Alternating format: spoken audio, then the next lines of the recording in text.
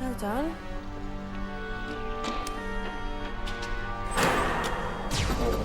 Your lords and masters.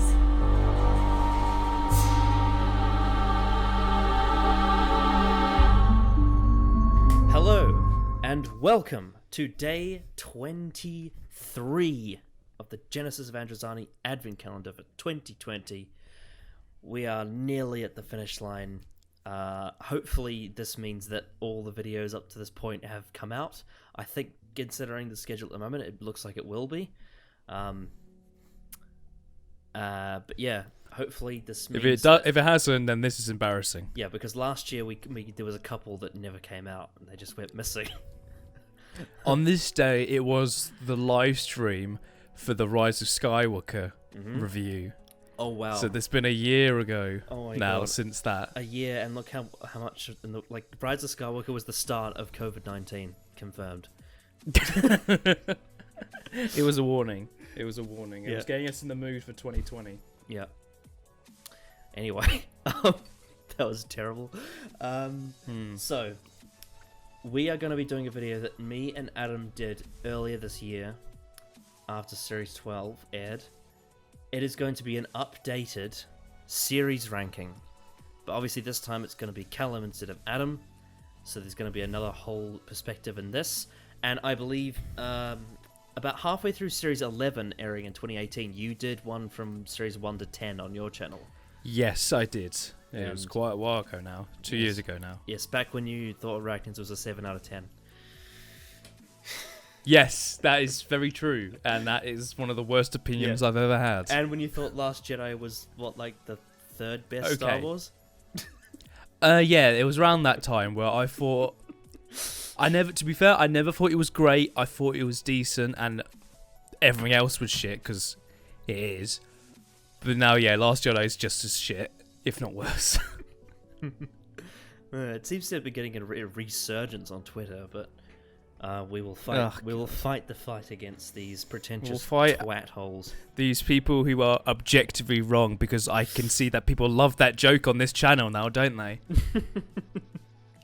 Indeed. So, also Adam, if you're watching, I didn't mean that as offense to you, but you know how we feel about TLJ. But you are wrong, Adam. It's not good. Anyway. We're not talking about that in this video. Let's please no. We are talking about Doctor Who. In fact, we're talking specifically about New Who, because if we were to rank the entire show, I would probably just die of old age, because it's so... And I wouldn't be here. No. Yeah, you wouldn't be here, because you'd be like, because imagine you'd have to, what would you do for season 25? You've only seen Silver Nemesis.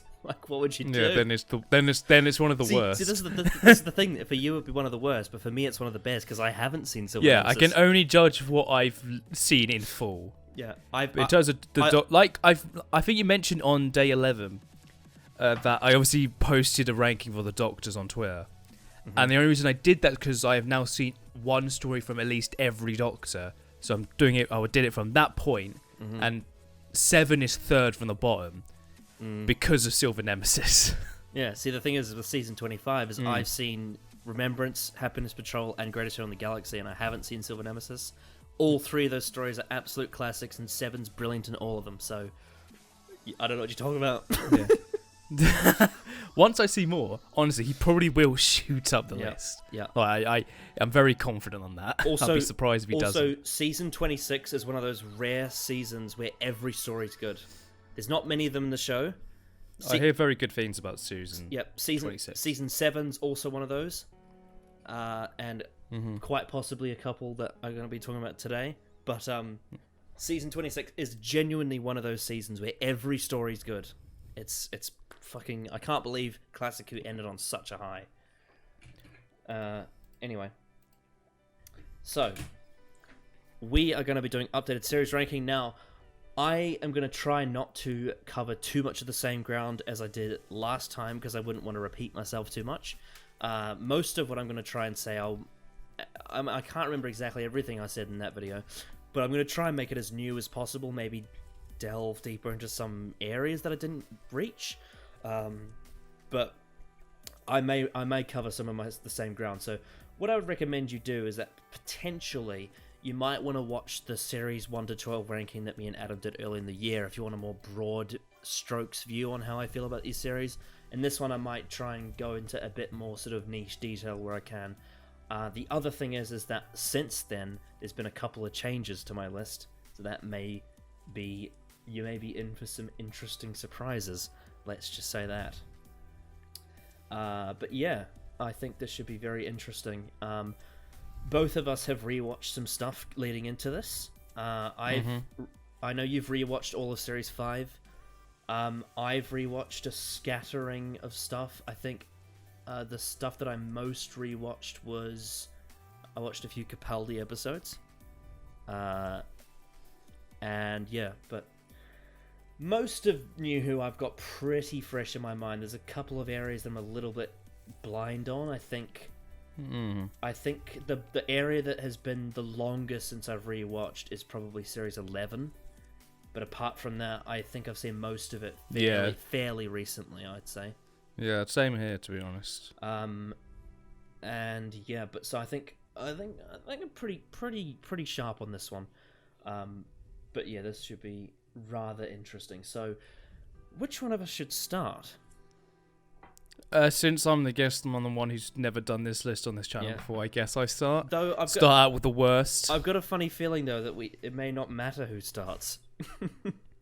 We'll okay. See. We'll see. So, right. We'll see. But We'll see. But I've got a funny feeling that might be the case. So, you give your number 12. My number 12 is Series 7. Snap.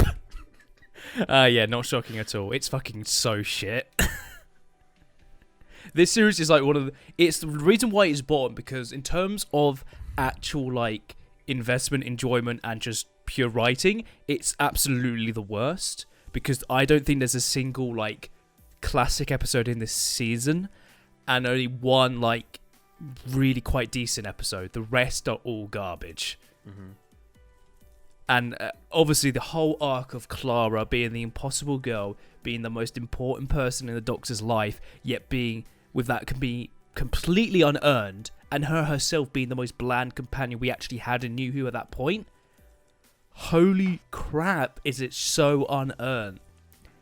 And it's Smith at his absolute worst, where he's a bumbling idiot, like completely throughout the entire thing, completely different from even Series 6. He had moments of being like really, really good and actually like smart, like in God Complex. Here, every episode, he's a bumbling idiot. Yep, even massively. Even in my favorite episode of the series, there's moments where I'm like, oh, for fuck's sake, stop that. Yeah, the best he's in is A Town Called Mercy. That is absolutely the best performance at the entire season. I say performance in like the finale is good. I think his acting in the finale is great, but there are a few weird bits with his character. In terms of the 11th Doctor character, completely inconsistent from Series 5 and 6. Like, just completely different in every aspect. Yep. Just poorly performed, but poorly written as well. Also, I think the absolute worst thing about his character is just how creepy he is. Like how that's the absolute worst. How he just slaps Clara's ass in the TARDIS. That is terrible. He assaults Jenny. And basically this is just coming off having married River Song. Let's not forget. Yeah, in the last season. In the last season finale. And also, he uses his TARDIS to, like, stalk Clara as a child. It's like, what is happening here? Yeah. Obviously, the context of him trying to discover what Clara is, but there's still so many other factors of him being, so weird. It's so cack-handed, and there's no, like... It's like the writers didn't even think that this could be, like, interpreted as, like, creepy. Even though it's just so uncomfortable to watch. And you know what one of the worst parts about like Clara herself, we never actually really know why she wants to go on these adventures. All we really like, I think everybody would. The only episode where she actually feels like she's excited to travel is Rings of Akaten. Every other episode she just it's like she doesn't even want to be there. And even then, the bloody, like, the best part of probably Series 7 in terms of just one scene is probably that scene of the Doctor just releasing so much, like, of his history to the sun to defeat it. But even then, that gets undermined by Clara coming in with a goddamn leaf. The stupid leaf story with her parents. It's so dumb. It's so it's corny. So dumb. I hate how corny it is. And this is like, I'm not. Everyone knows I'm not a fan of the Matt Smith era anyway, but this is just ridiculous. Like, this is overdrive. I don't think it doesn't make any sense. I heard Will Maddox make a point about Series 7 recently that I absolutely agree with. Out of all of Doctor Who, this is the most it's ever felt like a product. Like, every episode... I would say so, yeah. The episodes don't feel like stories, they feel like products.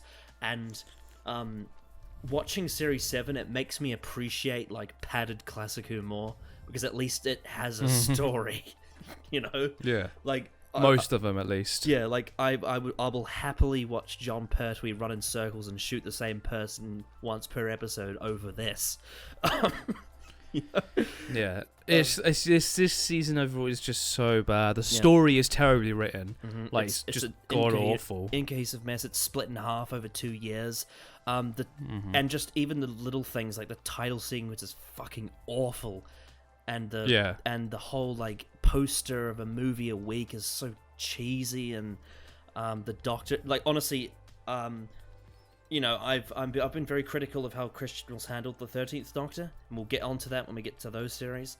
But for me, Series 7B is the worst characterization the Doctor's ever had for me. I cannot stand the 11th Doctor in that series. Because it's very inconsistent from what the 11th Doctor was before, and also the Doctor in general. Yes. Just how he acts around Clara, just it doesn't, not only does it not work, it doesn't make much sense either. Yep. Illogical, annoying, irritating, no depth, completely surface level.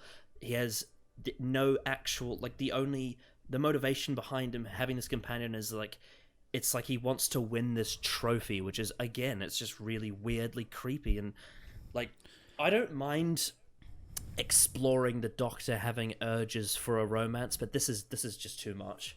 This is just and it's not even a romance either. This is just them being, like, really good friends. The Doctor trying to discover who Clara is, and then a lot of people seem to be very easy on the finale. I think the finale is absolute garbage. I think, like, it's the most... Very little actually happens. Like, in terms of the actual pacing of the episode, it's really, really poor as a finale. I need to rewatch that one, actually, because I haven't seen it in a while. Yeah. I can't get into it at all, and it's so convoluted. It's one of those ones where, like, on paper I should hate it because it has a really bad plot. But I think I'm just won over by a few things. Like, Matt's performance is probably the biggest thing that really wins me over. Most probably, yeah. Like, I don't think it's the worst finale, but it's definitely it's not good at all. Yeah, I mean, and the Impossible Girl thing, that is definitely the worst thing about the name of the Doctor. That's what really ruins it, because I think without it, if the execution of the twist was decent, I think it'd just be fine. I don't think it'd be good, but I think it'd be fine. The twist is what really damages, like, this story. It's almost the season as a whole. It's almost like the inverse of Rings of Akaten, because Rings of Akaten has, like, the great speech that's undermined by Clara's leaf, whereas here it's like Clara's Impossible Girl thing is terrible, and then it's saved by John Hurt being there. You know? And then obviously you get Day of the Doctor, which is the part of this season, which is really goddamn good. Yeah, I like Day of the Doctor. I have kind of U-turned on the retcon a bit, but as a self-contained story, it's a lot of fun. But yeah, this series is just... one thing we haven't mentioned yet, I really don't like the Pond's exit arc. It was just so poorly handled. Yeah, it's really rushed. It's really rushed. Those 5 episodes in terms of how they're handled is so rushed. Obviously, like, the romance breakdown in episode 1 is terribly done. Silent of the Daleks is one of the worst episodes of all time. It's one of the worst Dalek stories, and it's one of the worst handling of a companion I've ever seen. And even Smith, and then obviously Angels Take Manhattan also, which is a big episode for them, is so convoluted, contrived, and it just, there's a lot of things that just don't make sense, like the angel like as good as of liberty, as good as the performances are, and as good as Murray Gold is, the fucking plot is nonsense. It's absolute nonsense. It makes no sense. Like, I remember even as, like, a 14-year-old with, like, a very, you know, non-critical mind, I kept on thinking, well, hang on, why doesn't he just take a bus? I could not get invested in the character drama because it didn't make any fucking sense. Yeah. And it was just so like, okay, the ponds are gone, but what? That doesn't make sense. What's going on here? I was so shocked. Yeah. And there's no two-parters, so there's no classic Who, meaty, sink your teeth into some fun, But that also, they doesn't give stuff. any of the stories a chance to breathe. It doesn't give them any chance to really hone in all the ideas it has, and it feels very hollow, and there's not actually much substance and much change in these characters at all. So the lack of two-parters really damages in terms of like letting the stories actually develop, because there's very little. Well, the whole point of having two-parters is it lets the best ideas the series have the time to tell them. Whereas, and like, I think you can do great 45-minute episodes, but you have to balance it all right. Whereas Series 7 tries to throw these big ideas into 45 minutes, and it just doesn't work. And like, even my least favorite seasons of Classic Who, I still like them. I can still enjoy them. Like, even stuff like season 19, season 20, like, it's a bit dry, but there's still like stories I like in them. There's still elements I like. There's performances from Peter Davison I like in them. Even something like season 24, which is admittedly dog shit, it's still kind of fun to watch. It's at least shorter than this one. And at least it has a direction, and it's not let down by some stupid arc. It's just a bunch of really silly adventures. This, though, I mean, and also, again, like I said, with stuff like that, it's like, there's so many things backstage that are just hampering the show, whereas Series 7, like, it's just creatively redundant, and even Stephen Moffat himself hates it. He's come out and said, like, the thing is that we're very critical of the show sometimes in all areas, but when you think about the showrunners, every other series of this show feels like the showrunner has had their full focus on it, apart from Series 7. This is the only one where I feel like the showrunner of New Who has not put everything they have into it. I mean, we'll talk about like the lower end of the other ones and why they didn't work, but this one is just Stephen Moffat just wasn't in it. He wasn't there. And it's clear because he was gearing up for the 50th. He had Tintin to do, and he was also working on Sherlock. So he had things to do otherwise, but Series 7 got the brunt of it. This is where he didn't put his focus. Therefore, there's no like through line, there's no consistent tone from Moffat. Like, every episode feels different because each individual writer puts their own flavor into it, mixed in with whatever bullet points Moffat's put down, and it's just garbage. It's trash. Like, it's bad. Yeah, like I really like A Town Called Mercy, but apart from that, all of the episodes are either average or bad, and there's just it's just shit. It's absolute shit. Probably the worst season of Doctor Who ever made, not just New Who, but ever. I can't stand it. Anything redeeming about it? I mean, I like the purple suit. That's pretty cool. I like the new TARDIS. Yeah. It's pretty cool. TARDIS is good. Some very stylish things are cool, but it's just fuck it. Yeah, it's not good. Yeah. No, that's probably like the one thing. Well, I mean, we might agree with it a bit more, but this is definitely the one thing we can absolutely agree on with this list. Cause Series 7 is bad. It's just hot garbage. All right.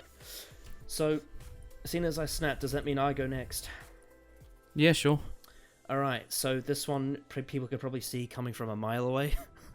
My number 11 is Series 6.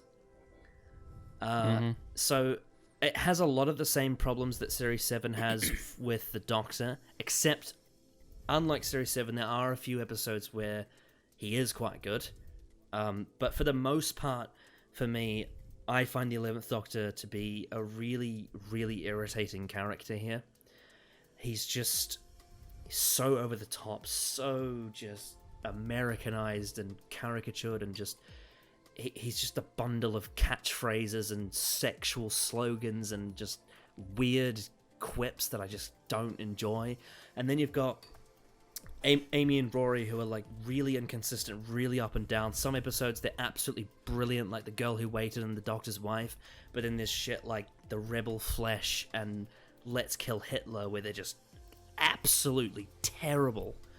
And then there's this overarching story of the Doctor is dead, in quotation marks, that never has a good payoff, especially with Wedding River Song. What a terrible finale. Like, God, like, I mean, that finale used to get a lot of scorn back in the day. I feel like people have just kind of cooled off and don't really talk about it now. But just thinking about it, like, the Wedding of River Song is actually one of the worst finales we've ever had. It's so disappointing. Then you got garbage like Let's Kill Hitler. I also think A Good Man Goes to War is thoroughly overrated. I do not get the appeal for that one. It's just, it tries so hard to be something that it's not. And the River Twist is just, it's surprising-ish, and it's kind of like, oh, look, it's so clever. She got a good name that's similar to Amy Pond. You didn't see it coming. But, like, what does it actually do? What does it actually do for the story and the characters? It doesn't really do anything. And then you've got, with Series 6B, how, like, Amy and Rory just kind of forget that their baby's gone missing in Let's Go Hitler, and it's just a mess. And then you've also got shit like Curse of the Black Spot. That's terrible. Again, I mentioned The Flesh Two-Parter, a story that fails on almost every level. Plot holes left and right, dull concept, just Smith being completely out of character, especially the scene where he abuses Amy. That was just so terrible. And the Silents are a brilliant idea for a monster, but they're wasted. They're absolutely wasted. And fuck closing time. just fuck it. It's so terrible. So why is it above Series 7? I'll tell you why it's above Series 7. Firstly, I respect the ambition that it has. At least it has an idea and fails, where Series 7 is just flat. The other thing is that there are actually a few pretty damn good episodes in it. Now, I'm not like one of those people that thinks that The Doctor's Wife is one of the best of all time, but I still think it's a really good episode. I'd still give it like a really solid review, but I do think I'm a little bit less than some people. However, Girl Who Waited is great, fantastic episode, probably one of the best episodes for Amy and Rory, and even the Doctor. It's kind of a Doctor-like story, but Smith is at his darkest here, and that's very interesting to me. It's something that we don't get a lot of. And the absolute best episode of Series 6, and one of the best episodes ever, is The God Complex. Perfect episode. Everything I wanted from the Smith era in a nutshell. His character, his performance, everything is just so good. Concept-wise, the side cast, the music, just... I wanted more of that. And I think the God Complex, when you think about it, not only should it have been the end of Amy and Rory, because the exit they have in that is so good, but I also feel like for Series 6 it would have been way more fitting as the finale, because it has so much poignancy, so much weight, and it has more dramatic purpose than the actual finale. So yeah, everything's just backwards. And yeah, it has a few shining moments, but again, like, I just don't like this one at all. Smith era, for me, is just not what I like in Doctor Who, and there's so many reasons why. I mean, it's above Series 7 for those reasons, but I still really, really, really don't like it. And when Series 6 goes down, it goes hard. Like, it's some of the worst Doctor Who ever when it's bad. So yeah, not good. It's not good looking good at the moment for this Doctor, but we'll see. What is your number 11? My number 11 is, I think if you know me pretty well, isn't going to shock people, but for people who are kind of casuals of the show, are going to be really, really taken aback by this. But Series 11 is Series 12. Your number 11 is Series 12, not Series 11, Series 12. Yeah. Sorry. My number 11 is Series 12. The most recent we had. Yes, the most recent one literally came out this year. The year of the pandemic. That was this year. The year of the pandemic. How fitting. How fitting is that one of the... God. Okay, Series 12, to me, is like one of the most hollow seasons we've had in New Who. Because episodes like Spyfall, both parts by the way, Fugitive of the Jadoon, and The Timeless Children are some of the worst episodes I've ever seen. Spyfall is actually an episode I'm currently doing a video on right now. I'm in the editing process of it. Spyfall is garbage. It's absolutely terrible. Everything is so contrived, convoluted, makes almost no sense. The characters are terrible. The villains are just incompetent buffoons. It's just overall just so bad. Fugitive is just poorly paced, poorly acted.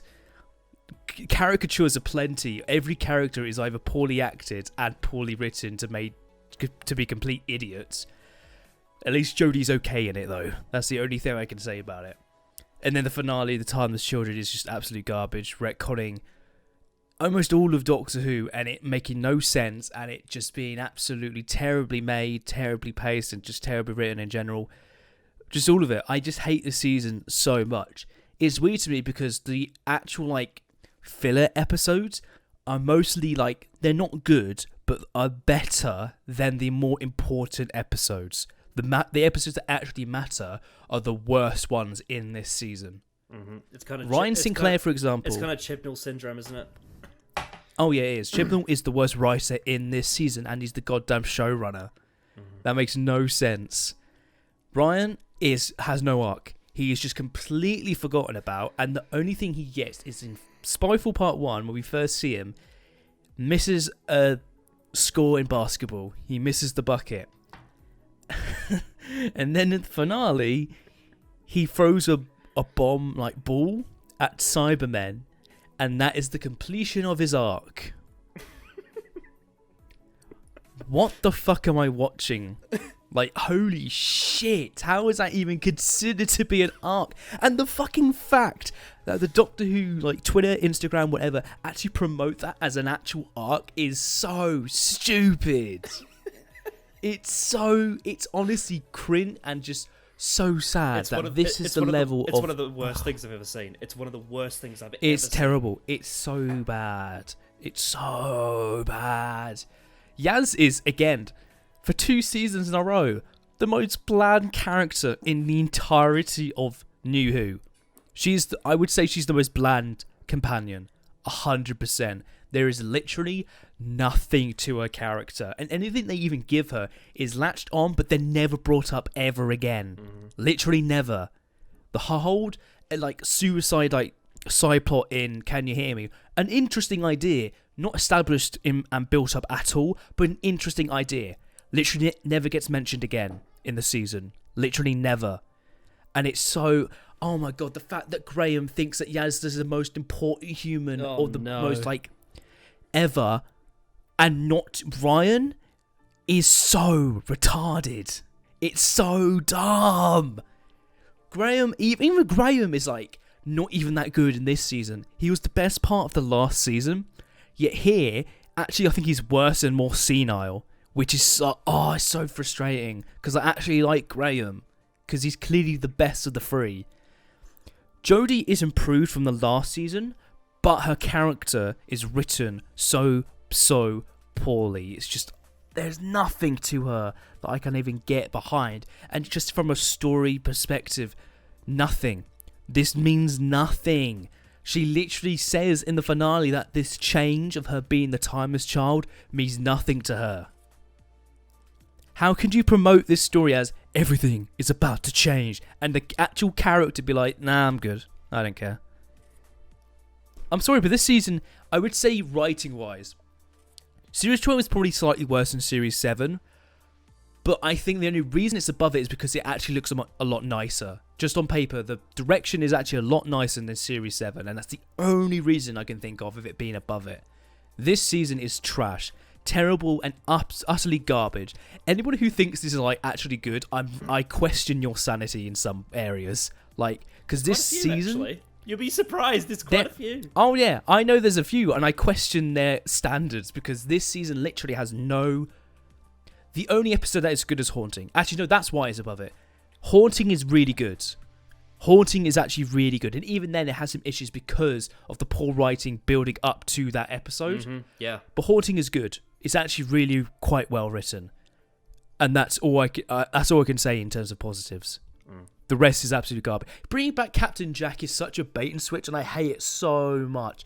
Obviously, he's going to come back in the upcoming special, but in just this season alone, the fact that he knows about the lone Cybermen, how, what, how does that, what? It's going to be so weird when he explains, "Oh, this is how I knew about the Lone Cyberman in the special because it's not connected." I listened to a thing of Billy Goat John and Matt Toffolo talking about Series 12, and they were thinking that like, oh, is the finale gonna have Captain Jack and the Ruth Doctor fighting Cybermen? But nope, that's not what happened.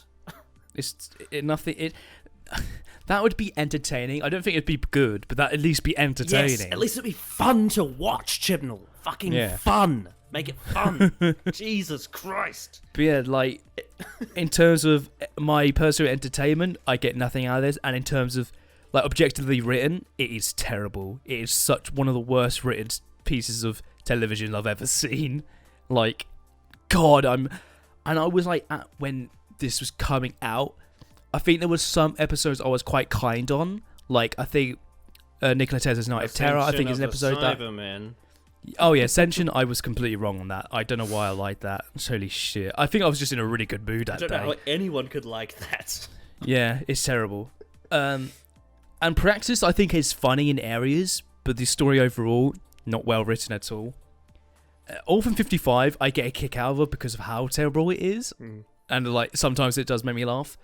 I find more entertainment out of it than the other episodes, but it's still horribly written. It's kind of like it's kind of like Idiot Slanting, where you can meme it. You know, you can meme the funny bits. I would say so. Yeah, I would say so. But yeah, this season overall is just absolutely terrible, and I can't wait to finally do all my videos on it because oh my god, I'm gonna rip it apart so hard. It's one of those ones where it's like, I don't hate it, but I do think it deserves hate. Does that make sense? Yeah, like it should get hate. I'm gonna give it all the hate it deserves. It should get hate because it's not good, but it's not good. But I don't actually hate it myself, but it should get hate. Does that make sense? It's hard for me to quite put into words, but it's just that's kind of what it is. Like everything you're saying is true. Like it's like fuck. I'm not wrong on this. I'm absolutely right on this. If you think I'm wrong on this on Series 12, please, I am begging you to prove me wrong. I am begging you. I would love Good Doctor Who. I would love it. And this is not. This is dog shit. Please prove me wrong. Series 12 is shit. And that is, My number 10 is one that this channel specifically has had a big beef with for a very long time. That is Series 9. Ooh. So... Ooh. like me and Adam have been saying for the last few years, it has 4 very good episodes. It has Under the Lake and Before the Flood, very fun 2-parter. First part's like a classic Who Bears Under Siege, second part's like a subversive New Who bootstrap paradox. Really cool, like those ones.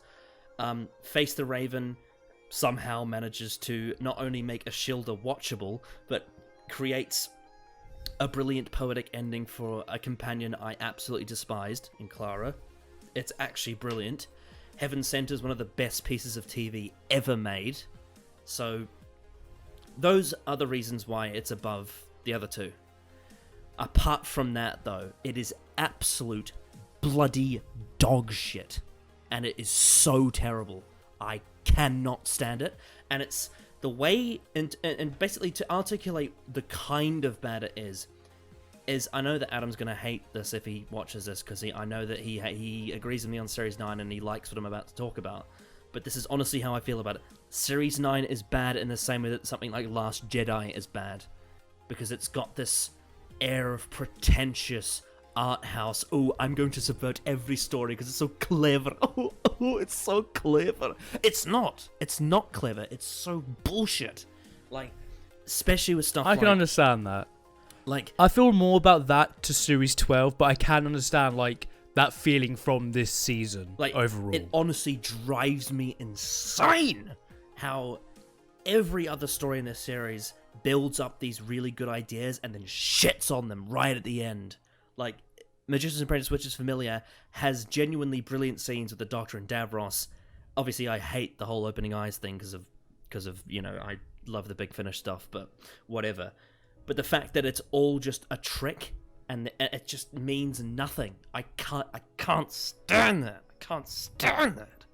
And then you got like The Girl Who Died, A Woman Who Lived. Terrible episodes. Absolutely terrible. Ashilda's a terrible character. The fact that they made her invincible with no consequences is just dumb. Woman Who Lived is one of the most forgettable pieces of TV I've ever seen. Zygon. Oh, so bad. That is so bad. The Zygon two-parter is fucking overrated as hell. It's so. I'd say the story, yes, is bad. I don't think it's good. It's so overrated. It's just.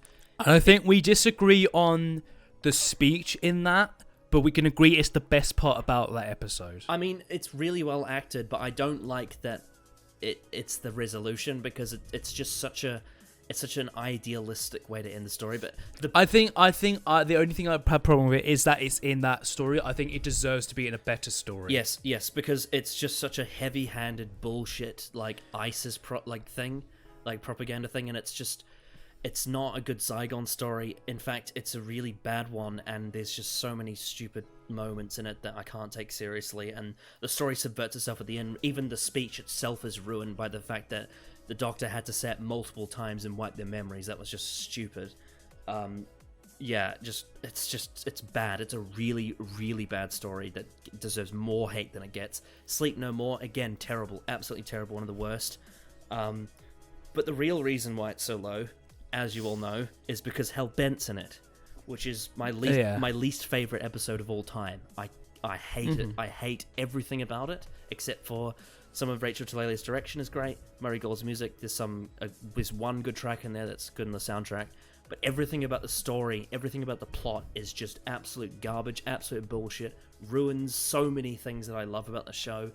But not only that, not only does it do, because we'll get to the Timeless Children when we get to series 12, but not only does it ruin things that I like about the show, but it's also such a smug, just horrible, distasteful piece of like Tumblr fan fiction. You know, I hate that so much. I hate it, and it's just the nail in the coffin with like the Clara thing. And like this, like, oh, it's so clever. The hybrid is the relationship between the Doctor and Clara, and I just the hybrid is so poorly built. It's terrible. I loathe it. Makes it. no sense. I loathe it so much. And if it wasn't for those 4 absolutely stellar episodes, this would be dead last, because I cannot stand Series 9. It's the series that makes me the most furious. It's so. And then of course you also, on top of all that, I haven't even fucking mentioned fucking the 12th Doctor, who turns into bloody Dr. Disco, like a granddad pissing his pants. It's just, it's embarrassing. I can't stand it. It's just, appalling TV. Anyway, thankfully we do have Heaven Sent, though. That is a redeeming thing. That really saves this season. Mm-hmm. But yeah, there is no series of Doctor Who that gets on my nerves more than this. Like, it's like, at least with like obviously I do think 6 and 7 are worse, but at least with those it's kind of like I can sort of be like, oh, it's just sort of dumb schlock. Whereas with this, it's like this series thinks it's like fucking Shakespearean art. It's got that aura about it, you know? It's got that like, oh, this is one of the best things ever made, and it's not. It's just cheap, nasty garbage. And it really, really frustrates me how it's got this like cult following of people that think it's the best thing since sliced bread, and it's just, fuck it. You're number 10. Yeah. Okay, my number 10 is Series 11. Oh. Which I think a lot of people are going to be really confused on, because a lot of people, I think the general public say that this season is worse than Series 12. Most people in the general public say this is the worst one ever, because it's boring. Yeah, I know. And I hate that criticism, because it doesn't give me anything. This season, yes, I would say is boring, but the only reason it's above Series 12 and 7 is because it is less harmful to Doctor Who as a whole. It is the most like completely harmless. It's like terrible characters. Like all of them are terrible. Apart from Graham. I would say it's comparatively to 12.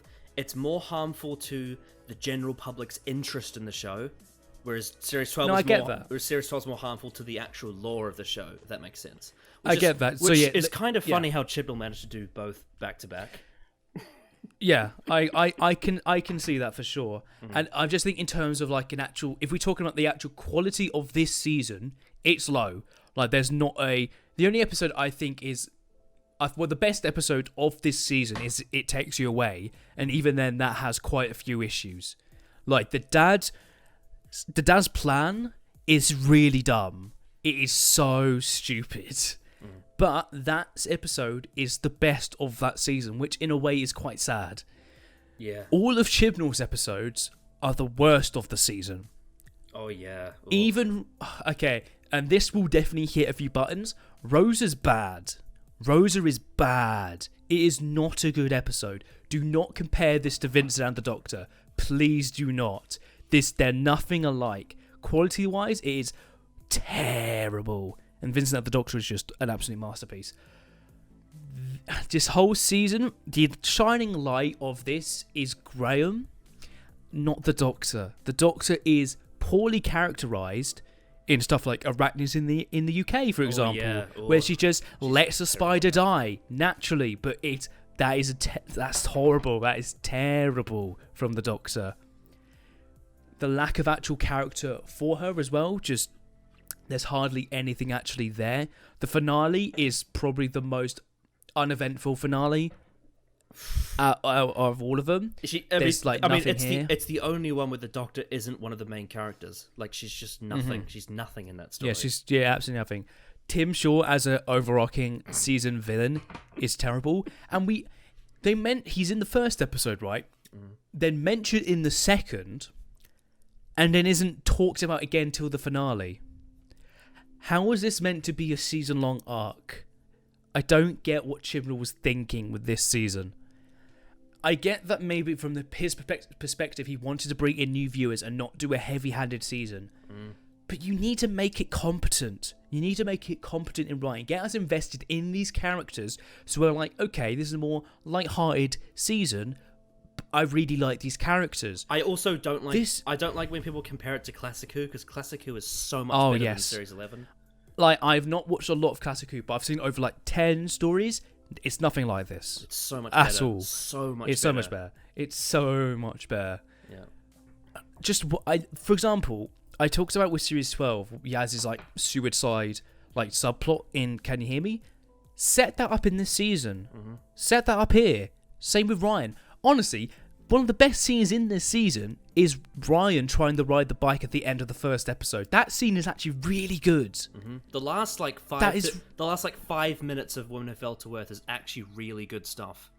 Honestly, it's probably Chibnall's best work, which is so sad because that honestly is a really good jumping off point in terms of these characters. I had so much hope. Oh yeah, that end of the episode, like you said, last 5 minutes, so good. Graham talking about Grace's funeral. Yep. Such a well-acted scene from Bradley Walsh. Jodie's new costume scene, and then her like plugging in the thing, and they had the cliffhanger. Oh, it's so good. That's really good. And then the rest of the season is nothing like that. They don't. Oh god, God, this season's so bad. It's so bad. And but the only thing I think is a really good end of arc, like between the characters, is the scene between Ryan and Graham at the end of It Takes You Away. That scene, while I don't think it's perfect, like I think the story is not very well built up overall. That scene, in terms of an acting perspective, great. That's a really, really nice scene. Everything else, just terrible. Yaz is absolutely the worst companion, again in this season, as she was in Series 12. Oh, God. Chibnall just can't write Doctor Who properly. He can't do a whole season. If he goes too light-hearted, it becomes, like, empty and lack of any sort of character. If he goes all in, it ruins the entire show. Yeah. Terrible. Absolutely hate it. Those are absolutely the worst 3 seasons. 100%. Well, funnily enough that you were just talking about Series 11, because my number 9 is also Series 11, although yours was 10. For pretty much the reasons you stated. It's not a lore-killing series. No. But it's just dull. It's nothing. Wasted potential of these characters. Yeah, so much wasted potential. And I think one of the worst things is that because it was so front-loaded with Chibnall episodes, I think a lot of the general public were just like, "No, fuck this." Like if they played like the guest writer stuff after Women Who Fell to Earth, I think the public may have been more interested. Like if they played Kablam second, they might have been like, oh, this is interesting. And stuff like demons and It Takes You Away, it's actually really interesting, as opposed to the Saranga Conundrum. That might be one of the worst acted episodes we've had. Because, for example, the medical person on the ship that dies, his acting is terrible. Yeah, he is so bad. When he dies, I played the clip on a video I'd made years ago when it was coming out. I played that clip, and it is one of the worst acted scenes I've ever seen.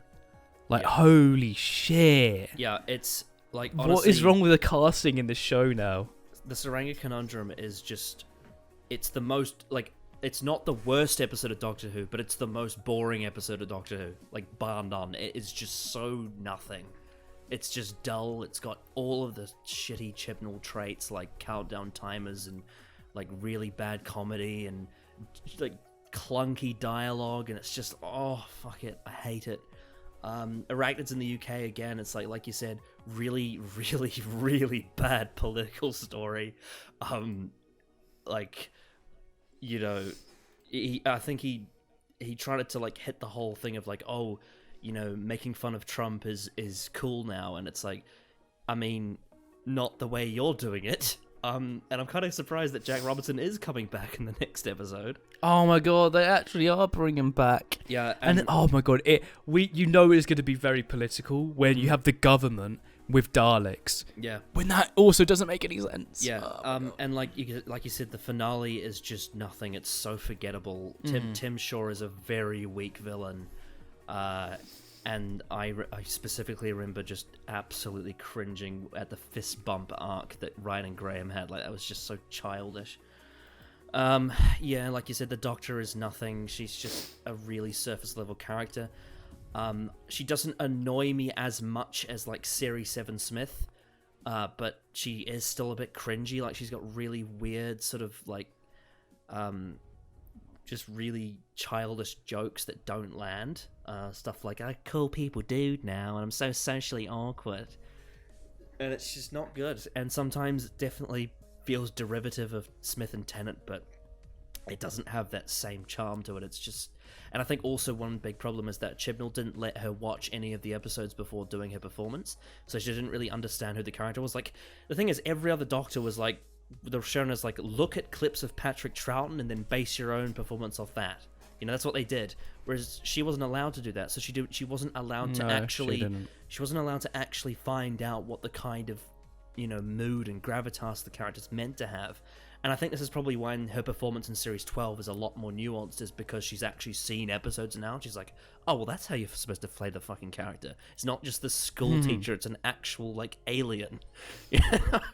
Yeah. But yeah, no, it's just nothing. I put it above the other three because it doesn't offend me as much, but it's like... And some of the better episodes I do enjoy. Demons, It Takes You Away, Witchfinders, like, they're fine, but it's just, yeah, they're not great. Like, none of them are actually classics for me, and it's just consistently they're the best of a whole bad bunch. Yeah. So yeah, it doesn't infuriate me like the bottom three, and I'll get onto why the one above it is slightly above it. It's margins at this rate. I mean, a lot of the ones at the bottom are very close for me, so it's kind of hard to choose between them. But I've put Series 11 here. It's the most boring series, definitely. Like, it's definitely the most boring one. There's just nothing fucking happens in it, and it's just, ugh. Yeah. Bad. What is your number 9? My number 9 is Series 6. So the reason why it's 4 from bottom is because the good episodes are really, really good. I really like Doctor's Wife. I like Good Man Goes to War. I think the reveal overall isn't that good, but I think the episode itself is good. And then obviously you get Girl Who Waited and God Complex, which are the clear best of that season. Like, holy crap, they're so good. So that's why it's as high as it is, because the season arc is terrible. Yeah. The River Song arc it really gets started. It really starts to get really shit in Let's Kill Hitler. That's where it really starts to kick in how bad this is. That episode is abysmal. An abysmal story that is tonally just all over the place. This is meant to be the big reveal of River Song, who she is. And we get this fucking stupid, retarded story that's a mix of... Even the performances aren't very good in that one. The only part of that episode I like is when the doctor's on the floor saying "help me," and that is it. I think the rest of it is absolutely stupid and retarded. It is so poorly written, poorly performed. Just the tone is all over the place. It just, I hate it so much. The season has also just a bunch of really bad episodes. It has, Night Terrors, I think it's called. That is absolutely abysmally terrible. That is one of the worst.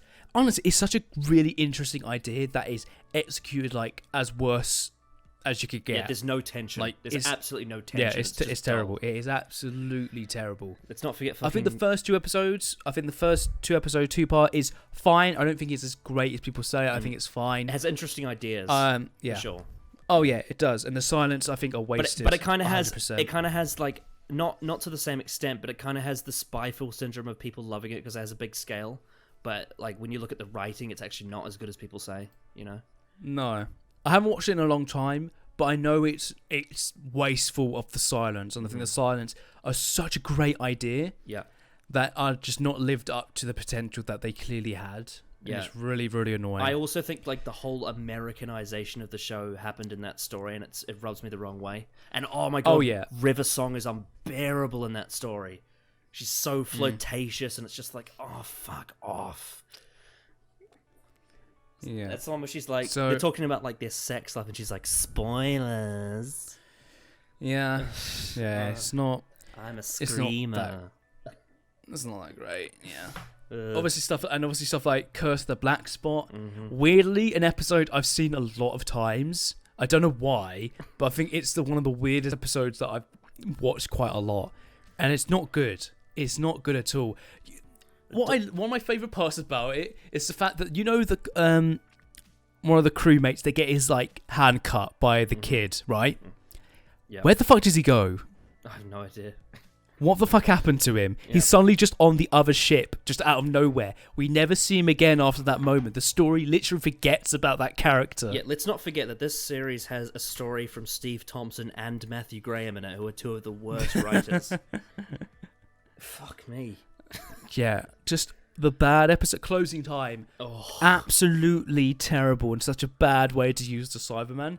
Yeah. I don't know why they brought Craig back. Just use him in that one story. He was great in that one story. He's terrible here. I don't know what they did. I don't know why. Why bring him back? James Corden looks so bored in closing time. Like he's just like he really does. Yeah. I just fuck yeah. So yeah, the only reason it's this high is because the good episodes are really good. You haven't. Like they're really good. So you haven't mentioned the Flesh two-parter.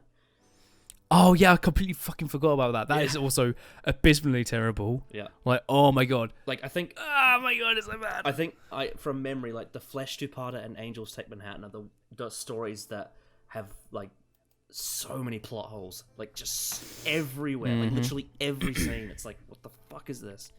And then of course the finale. Yes, the Wedding of River Song. And yeah, Wedding of River Song is also terrible. It makes no sense. Just so convoluted, and it's just like fixed points can be rewritten. Oh, so bad. It's like all that beautiful hard work in the Davies era with fixed points. Think about stuff like Waters of Mars, and then Wedding of River Song is just like, no, doesn't matter. Like, making it so that the Doctor was in a suit the whole time. What the fuck is this? How could anyone be barely satisfied got by singed that? in that fire? God. It's just a quick bait and switch. Oh, it's just bad. Series 6 overall is bad, but its redeeming qualities are the good episodes are really good. It has some of my favourite Matt Smith performances in it, in some of the episodes. It's such a mix of a season. Yeah, like he because in a lot of it he's very silly, and I hate that. But when they get his character right, like when he's written right, it's my favorite 11th Doctor because he's so full of confidence and charm and charisma, and also they can do some very interesting thing with his character in a couple of the episodes, like Girl Who Waited and God Complex. Like probably the darkest the 11th Doctor's ever been, and it's interesting. It's not just like. It's not like I don't keep going on about it, but it's just so disappointing how, like, you can see where it could have been brilliant, and it's only in, like, these little nuggets, and then for the most part, it's just garbage. It's fucking awful. Yeah. Yeah, it's bad. Alright, so does that mean it's my number 8? Yes. Alright, so my number 8 is series 12. It's gone down. I was wondering where it was coming up. It's gone down since last time. Last time, I believe it was number... As it should. I think it was number 6 last time. I think I said... Oh, that's high. That's real high. I think I said when we did the video with Adam, I'm like, this is the one that I'm actually not sure on, and I was giving it the benefit of the doubt. Since then, I have rewatched Series 12, so that's good. All of it? Or most of it? All of it. I rewatched all of it. Oh, wow. Start to finish, because my friend Luke hadn't seen any of it, so he's like, oh, can we watch the new season? I'm like, sure, let's go ahead. And I thought that was a good opportunity for me to like rewatch and reevaluate stuff, because, you know, it's always good to rewatch things and see if it holds up. Yeah. So, let me put it this way. Everything that you said about the arc and like all the contrivances is true. Spyfall is not well written. It's not. I do enjoy watching Sacha Dhawan and Jodie Whittaker act, especially Sacha Dhawan. However, like you've said before, the Master's character is really stupid. Like he's really dumb. He's a really stupid character, and actually, why would he leave the TARDIS out just in the middle of the street? And to be fair, even though I do enjoy watching him in Spyfall, he is terrible in the finale. Like he is absolutely terrible. There's something different, like in Spyfall, that's kind of like his performance, like as an actor, he's trying to balance this sort of like Delgado and Sim hybrid, but in the finale, he's just a fucking daffy duck. I recently rewatched it along with some of the like Ecom guys. Mm-hmm. It was terrible from start to finish. Every scene, just absolutely garbage. Mm-hmm. Anyway, we hate every second. Yeah, it's been well documented. Orphan 55 is an unwatchable mess. The end scene is embarrassing. It's like the only... Oh, God. Like, I obviously, we did the whole podcast, and, like, Bolstrek is wrong on most things. Like, he's really, really hyperbolic about the BBC's, like, political stuff. But in Orphan 55, it's the one time that I actually agree with him. This was dumb. Mm-hmm. This was so dumb. That whole, like, save the environment theme at the end, it was just so ham-fisted. It's so pretentious, so forced. Oh, it's garbage. Just... everything about it, yeah. So, okay. Getting on to the positives. Like we've said, lots of tisms, lots of really random character development moments that aren't built up to, aren't earned, like especially with Jodie and Yaz. And like the basketball arc is terrible. But basically, the reason why I put it slightly above some of the others is that on this rewatch that I had, I actually could sit down and have fun watching episodes 4 to 8. I was entertained by them, and that's something. And especially Haunting of Villa Diodati, that's actually a really good episode. And the one thing I can take away from that is Maxine Alderton is apparently meant to be one of the core writers in Series 13, and I'm hoping that she can help improve the quality of this show. I hope she can help Chibnall, because I think she's really good. So yeah, I actually do really enjoy those episodes, and I was thinking, actually, even though I don't like the first 3, on this rewatch, I have come to find that I quite like this section of Series 12, so maybe it's not as bad as I thought. And then I got to the last 2 episodes, and holy shit, they're terrible. Like, Ascension of the Cybermen and The Timeless Children are 2 of the worst Doctor Who episodes ever. Like, Ascension of the Cybermen is the most soulless, just vapid, and just absolutely no passion. All the side characters are absolutely terrible. Yeah, it has some of the clunkiest dialogue I've ever seen in my life. Like, that's what I call an inner conflict. Oh God! In hindsight, in hindsight, once you know the twist, the Brendan scenes don't mean anything. Yeah. It's the most phoned in episode of Doctor Who, aside from maybe the Battle of Ransgrave Colossus. I can't decide between them. But it is just bare minimum effort, and I cannot stand that. I cannot stand it. It is just... Oh, I hate that so much. I hate when a writer just doesn't care and phones it in and just does the absolute bare minimum to get through. Just fuck that. Fuck that idea. Ascension is trash, and then the Timeless Children... Jesus Christ. So it has the problem with, like, the Ascension has of being really, really boring and clunky and not interesting, but then it also has the other problem of just retconning the Doctor's character, but not in an interesting way. It's not like the Cartmel Master Plan where it's controversial but it adds mystery. This is a twist where it completely recontextualizes the entire character and yet treats it like it doesn't mean anything by having the Doctor not react to it. What a waste. What an absolute waste. Bullshit. Ryan's basketball scene is terrible. The scene where Graham tells Yaz, even though like in my reaction I liked the scene because I was only seeing it from Yaz's POV, I was seeing it from the POV of a girl who has gone through depression and has had someone uplift her. But then once I realised that from Graham's point of view this absolutely makes no bloody sense, I'm just like, this is so stupid. This is so stupid. Yeah, not thinking that your grandson who has dyspraxia and, you know, is in danger right now fighting Cyberman is the most impressive, important person in the universe is so stupid. And, and then also... Who's also dealt with the loss of her grandmother as well. And then also you got like the terrible way they got rid of Ashad, just wasted that brilliant idea for a villain.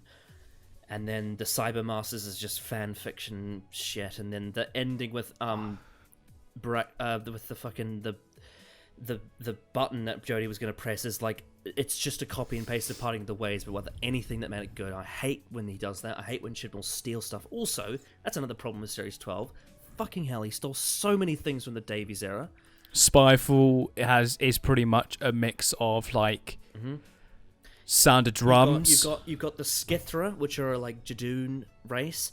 You've got a Chameleon Arch. You've got Captain Jack. You've got the Jadoon. You've got just so many things. It's just this is if Series 3 was absolutely terrible. And then I can't. So even though, and I think again, like I said, the reason why it's not lower is because I do enjoy the middle section, but it's all ruined by the ending. The last 2 episodes are just irredeemable. I honestly think Ascension of the Cybermen and Timeless Children as a 2-parter is probably in my bottom 10 Doctor Who stories now. It's just it's definitely mine. Yeah, it's the worst thing Chibnall's ever done in the show. Like, it's just my awful. ratings for the big episodes are have been going down sporadically since they've come out. Like, I remember I gave Fugitive a 5, but I was still quite meh on it. It's now like a 2 or 3. Yeah, Fugitive. That's actually probably the interesting one here because it's it's conflicting for me because you are right that it's stupid. But I still really enjoy it, and I also, unlike you, I actually do really find Jo Martin to be a fun, kick-ass Doctor. Though, having said that, the context of where she fits in is really weird, and I'm like, uh-oh. Doesn't make sense. Uh-oh. Doesn't make sense. And I am worried. So she has her own TARDIS, she has a blue box, but she's before Hartnell because of the Division. She's a part of the Division. What? Who the hell knows? How does that make sense? Who the hell knows? How does that make sense? You can't make that make sense. The only thing that would make sense if this season was, or Jodie from the very start was in a parallel universe, but Chibnall said, nah, that's not what it is. So I don't know what it is. It doesn't make sense. I mean, it seems like there's only 3 options. It's either she's pre-Hartnell, she's post-Troughton, or she's post-Jodie. Those are the only options that we have. And that's all super contrived. Yeah, no matter how you look at it. So it's like, why? Why? And she's terrible in Timeless Children as well. Oh, I say hate that. there's nothing I there. hate that scene so much. I'm like, God, why did you have to ruin it? It's like one of the one things I actually liked in this series, and you have to fucking ruin it. Oh, Yeah, I Christ. think Jo Martin is not good, but I agree she's better in Fugitive than she is in the finale. Yeah, well, I mean, anyone who would agree with that. Yeah. Yeah, and like, there's a few issues in some of the others I do, but I think, I don't know, I feel like Nikola Tesla, Praxeus, they're just fun episodes for me. And I do disagree with you on Can You Hear Me? I don't think it's perfect. I think the build-up was shit. Like, the fact that they didn't even build up to Yaz's depression, I think that's the worst thing about it. But overall, I think it's a pretty solid episode. I think Can You Hear Me's first half is actually decent, and then the ending ruins it. Yeah, we had a big... That's why I don't like the episode. We had a big argument on Twitter about that. But yeah. It's I think, like Series 11, I think Series 12 has some very talented guest writers, but the overall problem is Chris Chibnall himself, and I'm just so appalled at his showrunning. It's terrible. Ugh. Why? Why do you have to be like this? Fuck. Right. Why can't you just be a good writer?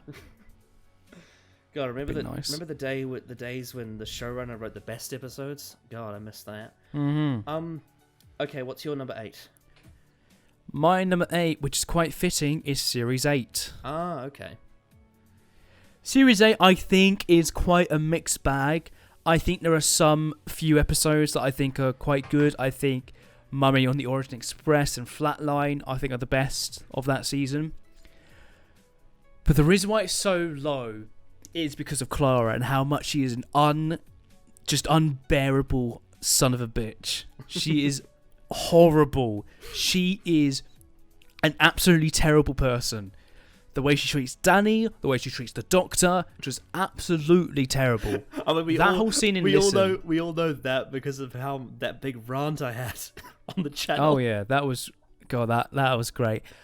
But yeah, she's absolutely terrible. And I think this season Capaldi is quite a mixed Doctor. I think performance-wise, acting-wise, he's really good. But I think in terms of his actual character, they're having this whole thing of, is he a good man? When there's nothing really there. Like, they don't really play into that much. In Deep Breath, they don't really... The only thing they have is, like, did he actually kill the robot? Did he throw him off? Or did he fall? I think he fell. I think there's a lot there to say that he didn't push him at all. I think the whole just am I a good man thing is just... There's hardly anything there throughout the entire season. And the fact that they then go into the finale like... Is he going to accept the gift from Missy of all the Cybermen? It's like, of course he isn't. Why would he? He's the Doctor. It's like, oh, God. Missy is not good. I think while Michelle Gomez acting is quite good, I think the actual character writing for the Master isn't really sound. I don't think it really works at all. And there's a lot of real bad episodes in this season. Like, in The Forest of the Night, for example, just absolutely abysmal. Kill the Moon is terribly written as a political episode. Oh yes, let's let all of Earth vote, yet we can only see half of the Earth. That makes perfect sense, doesn't it? Makes perfect sense. Oh God, and when she goes off with the Doctor, oh my God, what an ungrateful bitch. I'm sorry, but the Doctor was absolutely right. He gave Clara the respect because it's her planet. She is a human being. I don't care if the Doctor thinks it as a second home. He's not human. It's not his planet. He absolutely made the right choice at giving it the choice to the humans. It wasn't just Clara. There was 2 other people in that room. Yes, one of them was an annoying child. But nonetheless, there was still an adult there. And they let the entire human... just... I thought we were going to be outside the pain zone, but apparently not. No. Dark Water is okay. Like, it's decent. But then Death in Heaven is so distasteful. Holy shit. Bring back the Brigadier. Oh my God. Why? Why would you do that, Moffat? Oh no. Why did you do that? God. Robot Sherwood's actually pretty funny, though. Yeah. It's the one. It's pretty fun. There's that sneaky bit where Capaldi sneaks a middle finger. That's great. I love that. Oh, that's really good. Listen, I think is really overrated. Oh, I think it's sound, but I think there's a lot of problems you can point out of it, and the whole Clara talking to the younger Doctor. Oh no! It not only is that bad, but thinking about that now since series 12, that But yeah, this whole season is a mixed bag. I'll be very interested to hear what Stephen Moffat thinks of The Timeless Child. I think he loves it, or he likes it at least. Oh, it's so clever. Yeah. I know Russell doesn't like it. Although, Good. I mean, not dislike. He just thinks it's silly. Like he's just like, oh, there's a million doctors. Oh, great. Yeah, no, like he said on Twitter, it's quite silly. Yeah. And he's a nice guy, so he's not going to be like, oh, this is I don't absolute think garbage. I don't think he hates it because I don't think he really cares. No. But I think he's just a bit like, wow, that's really silly. Yeah. Like, there are some good episodes, like Mummy and Flatline. They're clearly the best of this season, and Capaldi's great in both. Clara really brings this down. She is a terrible character. Inconsistent character as well.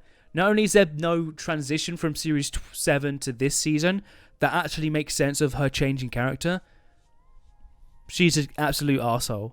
Like, straight out. Oh my god, the fact that they put her face in the finale in the title sequence, what are you thinking? I forgot about that. What are you thinking? That's terrible. That's absolutely terrible.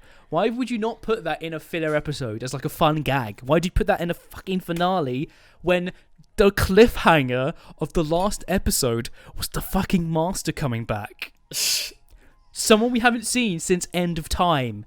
Nearly, what was that, like 4 years ago? Yeah. Oh my god. I don't know what Moffat was thinking. God, Moffat's wild. He is wild. He is wild. So yeah, Series 8 at number 8 this season is quite a mixed bag, but overall quite terrible. All right then. For me, this is where we escape the pain zone. Everything from here on, I don't hate it. Like I don't have any strong hate towards it. I would say now we're in just sort of the parts where I'm just sort of okay on it. Which means that my number 7. It's my number 7 now, right? Yeah. My number 7, like last time, is the big hot take. My number 7 is Series 5. So, writing-wise, it's fine. I don't really have a problem with that. It's just the whole thing just isn't it's not really my thing. I don't really care about it. It's meant to be this sort of, it's quite a childish sort of fairy tale thing. I mean, it does appeal across the board to many different ages, but it's definitely got a child's heart, and that's fine, obviously, you know. It's having a target audience is a good thing, unlike Chris Chibnall, who doesn't seem to have a fucking target audience because he doesn't know what he wants. But with this one, it's just, it's not only just about age, because I do also remember when I was 13 or 12, I think I was 12 when it came out, I wasn't 100% on it. I think it's just not really a genre that appeals to me. So what I can say is that I do think there are things I would criticize about it. I think there are definitely some areas I'm like, oh no, that could have been done better. One of the biggest things is there's a few episodes in the middle, specifically Flesh and Stone and Vampires of Venice, that don't handle Amy very well. I also, like, I'm sure you would agree with me on this, The Hungry Earth and Cold Blood is fucking terrible. Oh yeah, that is terrible. That is actually really bad. That is like the worst written episode of the whole season. Yeah, 100%. It's just it's garbage. I hate the way the Daleks are done in Victory of the Daleks. I hate that episode so much. Yes, I agree with that. It's aggravating as hell. And the Beast Below doesn't do anything for me. I just don't care about the thing. It's like, you know, it loves the children. Okay, I can't get behind that. There's something about, like, doing a thing of like anything to do with power of love, children love, or like tears. Like if we're talking about Series 7, which is at the bottom, the fucking Snowman's ending was terrible because they had Clara's tears saved the day. And then of course with Series 6 you got like Closing Time. With this, it's not that bad, but I'm just like, it's so unsatisfying, especially considering what was set up as like this big ultimatum of like slaughter or genocide. I'm like, oh, this could be really interesting, and then no, it's not that, and it's just disappointing for me. And then you got stuff like the Angel two-parter, which is just, again, like when I talk about the Weeping Angels, the stuff that I really like about the Weeping Angels is a lot of the stuff from Blink, like the time travel stuff, where this is more sort of like, it's more sort of like the kind of cinematic horror aspect. And I've never really been like that hot on jump scares, and I just don't really care for the changes that were made, and I don't really care for the characters. I just think it's just one of those episodes that I'm not particularly entertained by. I don't think it's bad by any means. It's written fine, but it's just I just don't like watching it. And then of course, you know, comedically speaking, the shift in comedy from Davies to Moffat is one that I'm not a fan of. Because I really like cheeky, adultish camp humor, like really like just silly, like Slovene tier stuff. Whereas with Moffat, it's more just, I don't know what the word is, but it's kind of, it's a different kind of humor. Definitely, there's definitely a shift there, and it's one that doesn't really work for me. I think the part where that doesn't land, that really doesn't land, is anytime there's sex jokes, especially with River Song. It gets worse later for sure. But there's a lot of like sexual humor that just doesn't click with me. And it's funny because I love Captain Jack and he's got a lot of sexual humor, but I feel like there is something different about it that just doesn't work for me. And then in terms of the overall arc, you've got the cracks in time, which is set up in the 11th hour and paid off in the Big Bang. It's kind of neat, like it's kind of this cool, neat time thing. It's sort of like you know, it's sci-fi, but it's also blended in with the sort of fairy tale element with the whole tone around it. So I think, as an idea, I can see why that would work. I just don't really care for where it goes. It doesn't really... I mean, I suppose it does contribute to sort of Rory's death. You get, like, shards of the TARDIS at the end of Cold Blood, and you've got the way it ties into the finale. But I just don't... It doesn't interest me. I like, you know, character drama. I like season arcs that evolve with characters. I like sort of when a mystery box unfolds with like very specific reveals that are, how do I say this, like, because if I could compare it to other season arcs that I really like, but I'll probably get to those later. But it's just, this one was neat, but I didn't really get much out of it. And then in terms of the characters, again, I'm critical of some areas with Amy, with, like I said before, but I think the only one that I really, really love the characters in is Amy's Choice. I think probably because it goes for a much grittier style. Like, it's a lot more sort of challenging in a sort of dark way, whereas a lot of what you get elsewhere is sort of, it's a bit airy-fairy, it's a bit, you know, it's very escapist, which I understand the appeal for, but it's not really something that I really care for. It's not really something that I really get invested in. And, like, I just, like, Amy and Rory in Series 5, like, I'm just like, they're fine, but I don't really feel much towards them. I think it's more so just individual episodes where they really hit it out the park, like Amy's Choice and Girl Who Waited, where I really get into their characters, but for the most part, they're not really my thing. I do like Arthur Darvill's performance as Rory, but the sort of him dying thing isn't really for me. And then, I suppose my biggest hot take about Series 5 is that I don't really take to the 11th Doctor. I think there are a few episodes where he's fantastic. I think Vincent the Doctor, I love him in that. And whilst I'm not big on the story, I think Matt's performance in the finale is excellent. It's definitely the best thing about it. I admire his performance. I love watching it. I just don't like the episode. And there's nothing really wrong with his character, but I think it's just the fact that he's written as this sort of, like, you know, he's a bit shy, a bit awkward. He has these weird sort of idiosyncratic mannerisms.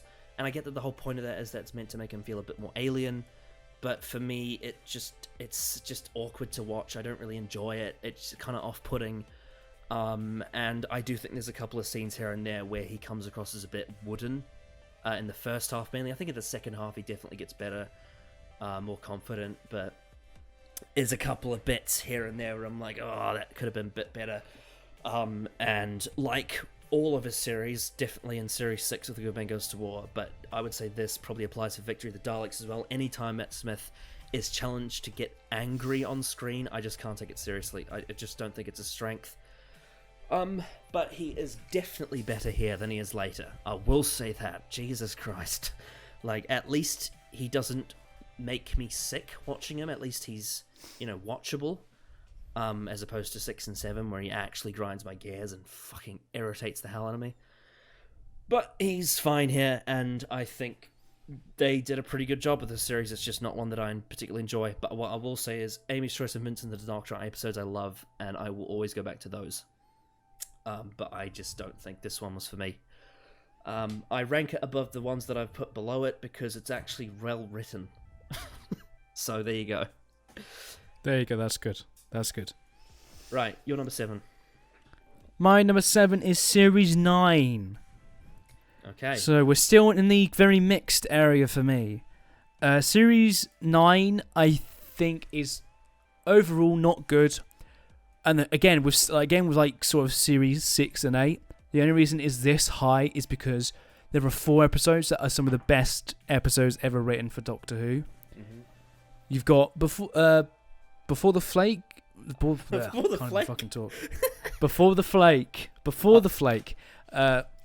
Flood, or whatever. Under the Lake and Before the Flood. Under the Lake, there we go. That 2-part is really good. It's a really, really good 2-parter. A very, very interesting story that is executed very, very well. With a nice designed villain, and the Doctor is great in it. Clara's really good in it. And there's a lot of really good, nice set pieces in it. Like the death person, when we cut to her and it's death, but then we cut back to the ghost. Oh, that's really good. Love that. Face the Raven is great. Absolutely great. I absolutely love it. And I think it's actually Clara at her very best. I think it's like the acting from Jenna Coleman and Peter Capaldi in Face the Raven is off the charts. Some of the best the show's ever seen. Off the charts, yes. Yes. And how that episode made me actually care about Clara's death is quite shocking to me because, oh my god, I hate Clara. Mm-hmm. And yeah, she's... Well, it's weird because Clara has very little role in this season as well. Probably because she misses 2 episodes. It might be because it was written by Sarah Dollard, who actually understands that females are people and not mystery boxes. Yes. Aim off it. And then we get to Heaven Sent, one of the best written episodes ever in TV. Mm-hmm. Ever in TV. There's only one thing I don't like about Heaven Sent. It's the fact that he said that the hybrid's the reason he left Gallifrey, but that it's at the fault of Hellbent for answering that question. Yeah. And then we get to everything else. The opening 2-parter is absolutely dog shit. Fucking everything with me / Ashilda, fucking terrible, fucking awful. You can tell that the only reason they made the first episode is because she's in Game of Thrones. They made it that kind of vibe and that kind of environment because of Game of Thrones. 100%. And then you have fucking Sleep No More. What the fuck was that? You've skipped the Zygote. What was that? Oh, yes, the fucking Zygote. Because it's so fucking forgettable. It's so forgettable. Oh, God. It's a shame because I do really like the speech. You know what's really sad, though, is that it's like everyone thought it was going to be great because it's structured like Classic Who, but then they abuse the 2-part format, and it just doesn't work. No. I love the speech, but that episode and story overall, not good. It's not that good. And then, obviously, Sleep No More. Just, what the fuck is that? Don't know what the fuck they were going for. Just, ugh. And then we get to Hellbent, one of the worst episodes ever written. A complete destruction of the Doctor's character, and everything he has stood for is completely thrown to the wayside because I care about Clara. Which makes no fucking sense. I've already fucking covered it in a whole fucking video, but it makes no fucking sense. This story narrative is completely broken. Clara coming back from the dead and just allowing to live so she lives with no consequences, can do literally everything that is possible in the universe and then choose to die is idiotic in terms of an actual arc for her character. The Doctor is a bumbling idiot He's an idiot. Anyone Doesn't for care about dodgems. Gallifrey. Does not care about Gallifrey. Wearable at technology. Where we were talked about the fucking sonic sunglasses. Oh God, yes, that's terrible. Oh God. Like, they talk about, like, how, you know, some doctors will add their own personality to their characters, but I think this was just a step too far. Oh yeah, Capaldi was absolutely wrong on a lot of Series 9 and what to add to the Doctor. Just... Apparently, Capaldi also suggested the scene where Missy's face pops up the screen. Oh, why? Why? God, Peter That's so Capaldi. toning. Oh. Peter Capaldi is the best actor, but also the worst writer. Don't give him creative control. No, don't. Don't. Yeah, and then just again with Hellbent, just it tries so hard to be so emotional. It tries so hard to be so impactful for the characters and to try and make you care, and it fucking fails on every aspect. God, it's so stupid. It's so dumb. I fucking hate it. Yeah, it ruins the whole So- series. It literally ruins the whole series. All of the entirety of the Doctor's character Mm-hmm. is broken. Not just Capaldi, but every single one. Because why wouldn't... If the Doctor cares so much about his companions that he'll save them, why the fuck does he not save Adric? Also, I'm very sad that people have been going soft on this since the Timeless Children. I'm like, no, don't fucking forget how terrible they're both are Hellbent bad. was. Both are terrible. Don't- Both are absolutely Don't, destructive. don't forget Hellbent. Yeah, don't. It's terrible. I wish I could, but it's terrible. I wish I and could it's forget there about it, and just like how the exists. Doctor forgot about Clara. Mm-hmm. But then he remembered later. Also, but the yeah. car. The car is... Oh, that's a great moment for either. Oh my god. Just... That's- Whew. That's the best scene in Hellbent, the fucking car. That there's two cars and there's never explained that why is ridiculously funny. Oh god. Yeah, Hellbent is also, awful. Also, it's the worst episode of all time just for wasting Tiana Miller. Oh yes, she's great. She's great in Years and Years and amazing in Bly Manor. If you haven't seen The Haunting of Bly Manor, go watch it. It completely recovers Tina Miller. It's like your perspective on her. She's amazing in that, and she's amazing in Years and Years. Mm-hmm. Oh, she's so good. Yeah, Series 9 is terrible, but it has 4 great episodes. That's the only reason it's as high as it is. Mm-hmm. Mm-hmm. Yeah. They save it from being bottom for me. Yeah. Christ, Moffat. Alright, does that mean it's my number 6? Yes. Okay, my number 6 is a very complicated one that I have very mixed feelings on, and that is Series 8. So, basically, I love the idea that this series wants.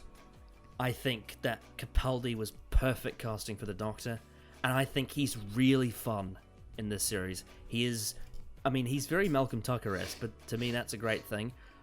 There's some really funny humor with him, and there's this joke in Into the Dalek where fucking whoever Dolores Ed played in that, he dies, and one of the crewmates asks, "Where is he?" And he says, "Top layer if you want to say your condolences."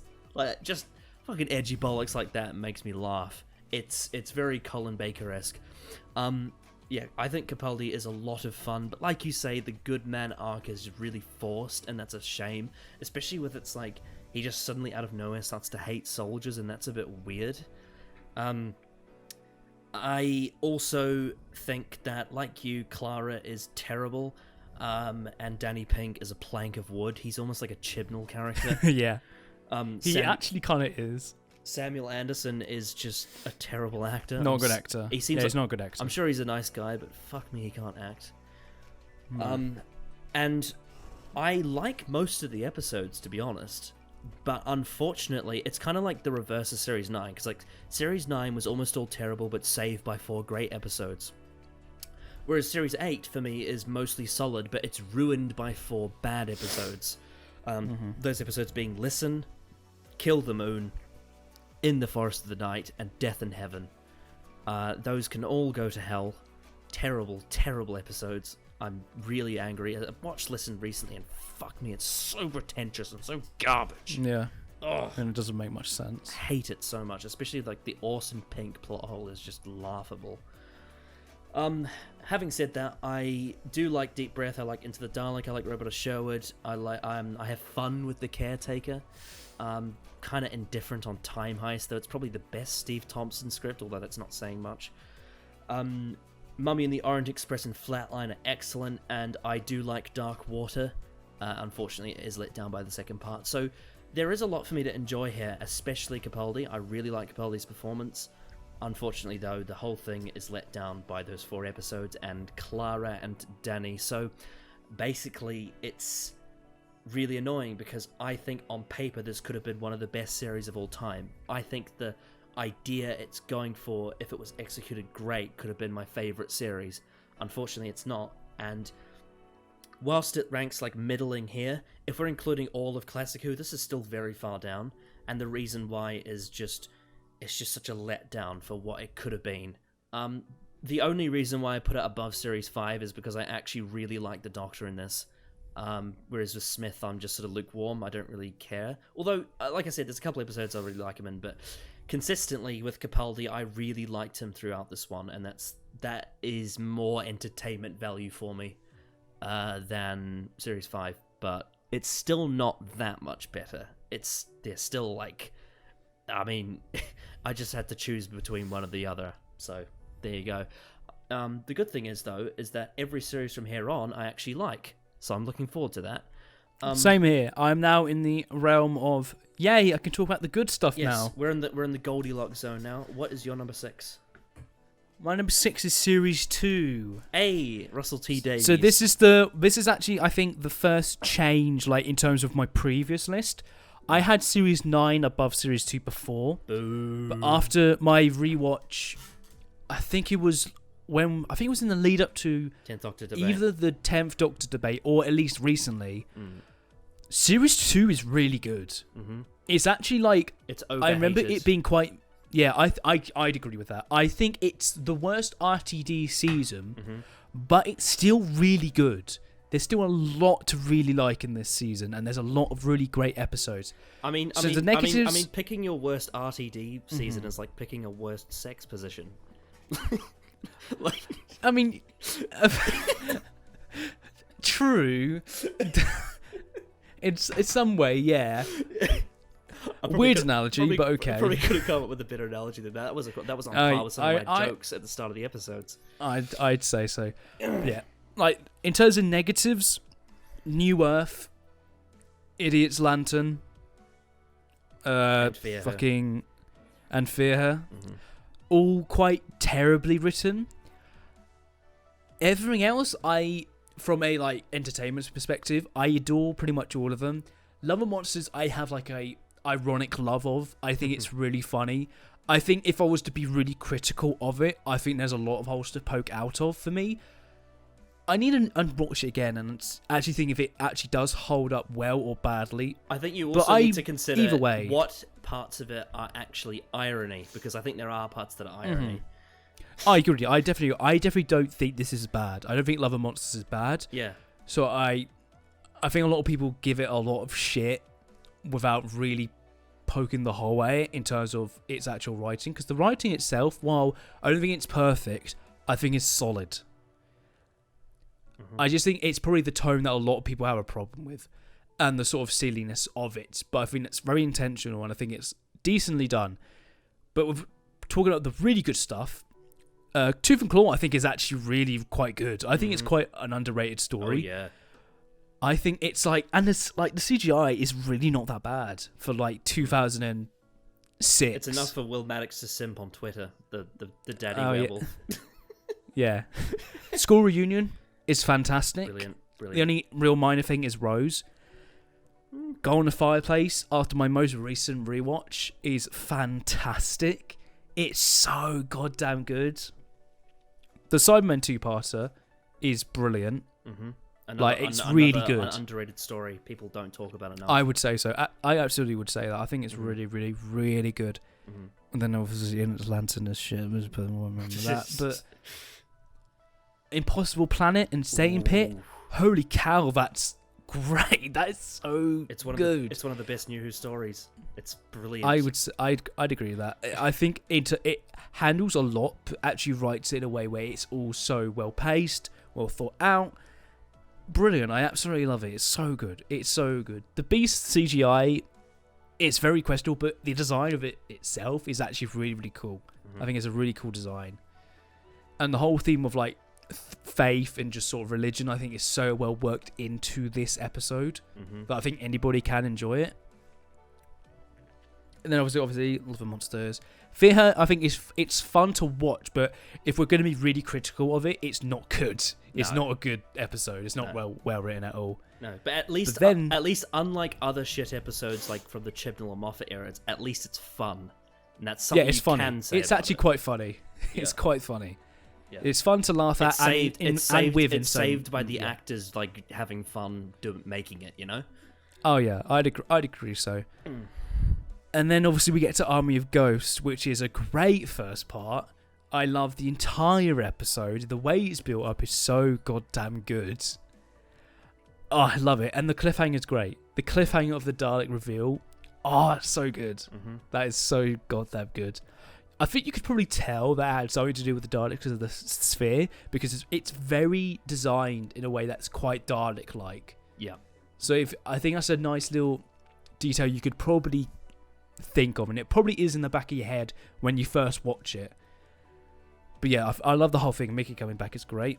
Doomsday, I think, is an episode that most people obviously say it's great, but I think there's a lot of people that really give it unfair criticism. I think Doomsday is fantastic. I think it's a fantastic finale, and the beach scene is great. The beach scene is really, really good. Yeah, because it's not a Chekhov's gun. It doesn't have to happen, but it happening is a good thing because it adds. I hate more the criticism of like. I see criticism of like it goes on too long or we don't need this. We absolutely do. We have spent 2 whole seasons with Rose because Rose's character. It's funny though because and I know because obviously I'm going to be relating to something that I know you like as well. But it would be like if I was to criticize the Big Bang and say we didn't need the wedding. It's like, well, why not? Literally, the whole season has been building up to that moment. So yeah, I know that would be bad criticism. It's like why? It's like of course. It's like someone's like, oh, the dance scene goes on too long. It's like, I mean, come on now. It's a satisfying ending for a lot of people. Why wouldn't you want to have the fireworks display, you know? Why wouldn't you want to know what happens? Like, it would be so weird. And it's the same here. It would make no sense for us to just stop the episode after them separating. In terms of actual, like, the story, that makes no sense to do that. It's an epilogue of these characters. It's like when people criticize Lord of the Rings and say, "Oh, but the ending's like 20 minutes." Bro, this is like hell yeah, it is. It does what I established 1 year ago in this calendar. It squeezes the lemons, and that's what we all want. Yeah, it wraps up everything, and so does this. It wraps up this story, and the romance is good. The romance is well built up. I'm sorry, but it is. It's not perfect. It isn't. It's not perfect. There are a few tisms here and there, especially in School Reunion. But overall, it's a really, really well worked story. It's like Russell said. I think in the NTA awards, when Tennant was getting an award for like recognition, Russell obviously came up in the VT, and he mentions the beach scene and how it's a romantic scene, and it is, but it's not traditional romance. It's the tragedy of losing each other, and Rose saying that she loves the Doctor makes complete sense and works so well. And when the Doctor says Rose Tyler and disappears is fantastic. It's a great moment. It kind of sums up Tennant's whole arc from there on, because it's the whole thing of this man can never love a human. Yeah, he hesitated because he wasn't sure. Yes. People come to, like, for some reason, interpret this as the 10th Doctor is a romantic lead. No, the whole point is that he's an anti-romantic lead. Yeah, exactly. He during like he suggests the idea that he probably does love Rose, but he knows he can't. It would never work. Like the scene in School Reunion, how Rose will die and the Doctor will move on for thousands of years. and that has happened. Like, I'm sorry, but if you're going to criticize this story, actually criticize the things that don't work, like in School Reunion with Rose. But I'm sorry, but this season is really good. It's not the best. It has problems, but the romance is well built up. Mm-hmm. Series 2 is really good. Yep, and I'm fucking glad you put it above Series 9 because it's so much better than Series 9. Oh, yeah. So put my number 7, which is Series 9, and 6, and separate them by like 1,000. Like, the difference is quite big from 7 to 6. Mm-hmm. It's quite a big gap. We can throw a whole bunch of 80s seasons in there. How about that? Yeah. That'll do. All right. That'll do, don't care. That'll do, don't care. All right. Does that mean it's time for my number 5? It is. All right. My number 5 is Series 10. Snap. Oh, Moffat. Thank you. Thank you for leaving us with something good. Okay, so Series 10. Now, it's when I've watched a lot of Classic Who since I've watched Series 10, and I would say I love most of the show more than this. However, this is so much better than a lot of the stuff that Moffat and Chibnall have done. This is just it is just exactly what I wanted after having to suffer through Hellbent, because what we got was a 12th Doctor who wasn't, fucking pretentiously dark like he was in Series 8, and he wasn't just embarrassingly stupid like he was in Series 9. He actually felt like the Doctor. He actually felt like the character that we know. He had all the right traits. He had an amalgamation of so many Doctors we've seen before. He had some of the enigma of Troughton. He had some of the grouchy old man of Hartnell. He had some of the sass of Colin. He had some of the darkness of Sylvester. He had the badass action mannery of John Pertwee. He had the quirkiness of Tom Baker. He had the humanity of Davison. He had the grittiness of Eccleston. He had the fun of Tennant. He had the whimsical of Smith, and he had even some of his own traits. He was just this perfect just culmination of the Doctor. And the companion, Bill Potts, was just a relatable person. She was a university student who was interested in sci-fi films. She was modern. She was interesting. I mean, the gay stuff, that's probably where it didn't do so well because it was too repetitive. But apart from that, she was just a nice character, relatable character, likable character, almost the polar opposite of Clara in every way. Mm-hmm. And her chemistry with Capaldi was just so much fun. Nardole is Nardole. Matt Lucas is like, sometimes he's a bit cringe, sometimes he's really funny. I think in the second half of the series he got much better. And in terms of the episodes, it's actually very consistent. I would say every episode from the pilot to the Pyramid at the End of the World I actually really like. And the finale, whilst it's not perfect, it's a really, really, really good story. Well, Enough in Time when the Doctor Falls. I also kind of enjoy Empress of Mars as well. The only things that really let it down are The Lie of the Land and Eaters of Light. Yes. And even then, I don't actually have that much personal hatred towards them. As much as like some of the other Moffat and Chibnall bad episodes. They're just like Lie of the Land's a real letdown to that 3-parter, and Eaters of Light is just nothing. But apart from that, it's really solid. I've been seeing a lot of criticism lately over the Missy redemption arc. I don't think it's perfect. I think it needed more build-up in Series 8 and 9. But having said that, I don't mind it. I think it works. It works mainly because I'm convinced by Michelle Gomez's performance, and I think that what really, really helps is how in the finale John Sim becomes a part of it, and you see the comparison between them. And Jesus Christ, the scene where Capaldi does the speech and the Doctor Falls is one of the best scenes in the show. It's one of the best scenes in the show. It's better than... I honestly think that scene is better than anything we've gotten in Chibnall's era. It is just Yes, it is. iconic. It absolutely is. So yeah, it's my favourite series that in New Who that isn't by Davies. It's just fun, it's consistent, it's not irritating. And like, for example, like unlike Series 8, it fulfills its ideas pretty well. And unlike Series 5, this is actually something that I'm interested in. It's very character drama focused, like with like the arc, because it's like it starts out with like, oh, there's this mystery box vault, but then halfway through it's revealed it's the master, and then that develops into a dynamic, and the series arc becomes all about characters.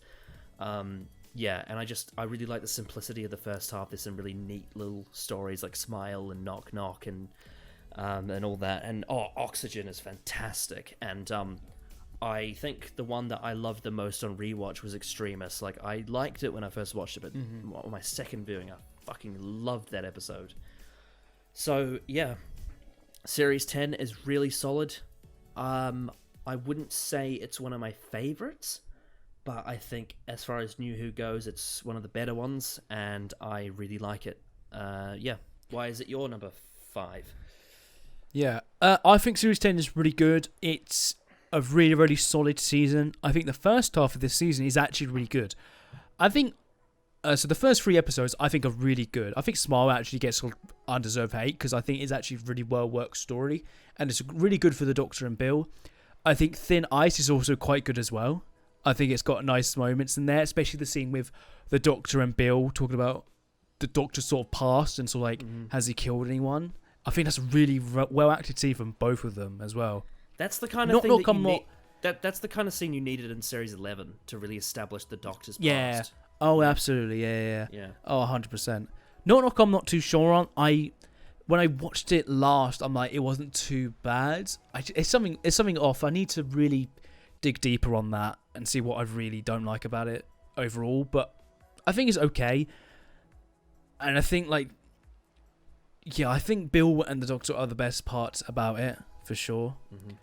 And as the season goes on, I think Extremists, I think, is really, really good. You've skipped I think over it's Oxygen. really, really good.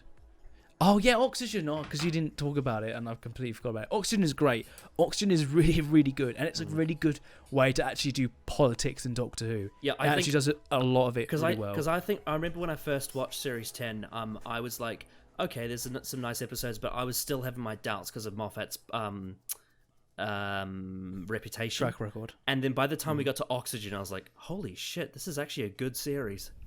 I was like, fuck me, this Oxygen is really good. Yeah. And then obviously Extremists, I think it's actually really, really good. When I first watched it, I was really confused by it, and I wasn't, because I don't think I really paid attention to what was happening, and I was like, oh, that was a bit odd. But then obviously my recent rewatch of Series 10, Extremists is great. It's a really, really good episode, and it being a simulation is actually well built up to. It's a Moffat classic. I love it. Yeah, I think it's great. Then the series starts to sort of hinge off at that point after the episode. I think the next episode it's okay, but it has problems. I mean, it's the best Peter Harness episode. We could say that. Yeah. And then Lie the Land. God, just a lot of real bad-tisms. I feel like Lie of the Land is what people think Last of the Time Lords is. You know? Oh yeah, when it's not even close. Yeah, but Lie of the Land, like what people think about Last of the Time Lords, that's how I feel about Lie of the Land. Yeah. And like Empress of Mars, I think it's quite an odd story for me. I don't think it's terrible, but I think there's a lot that I can really poke at in terms of problems, so I'm not that keen on it, but it's not terrible. I'm trying to remember what was after Eaters that. of Light. Ears of Light, yes. Of course, how can I forget that piece of shit? I'm sorry, but Ears of Light is fucking abysmal. It's subjectively, it's one of my least favorite episodes ever. I think writing wise, it's better than the bad of the bad, 100%. But I can't stand it. I really can't. The child acting is not only terrible, but the actual story is it's so poorly paced. Holy shit, it's the most rushed thing I've ever watched. Oh my god. The ending is nice with Missy and the Doctor, but that's not really part of the plot. It's a part of the season, and it's a nice scene. I think Orphan 55 is worse paced than Eaters of Light. I'd really have to analyse both, really critically. And I think that's more to do with Orphan 55, because I haven't really watched it since. Although, having said that, the Orphan 55's pace is probably more fun to watch, but it's just ridiculous. Eaters of Light just really drags the life out of you. Just, ugh. and I think that's fitting because it does. The creatures do that.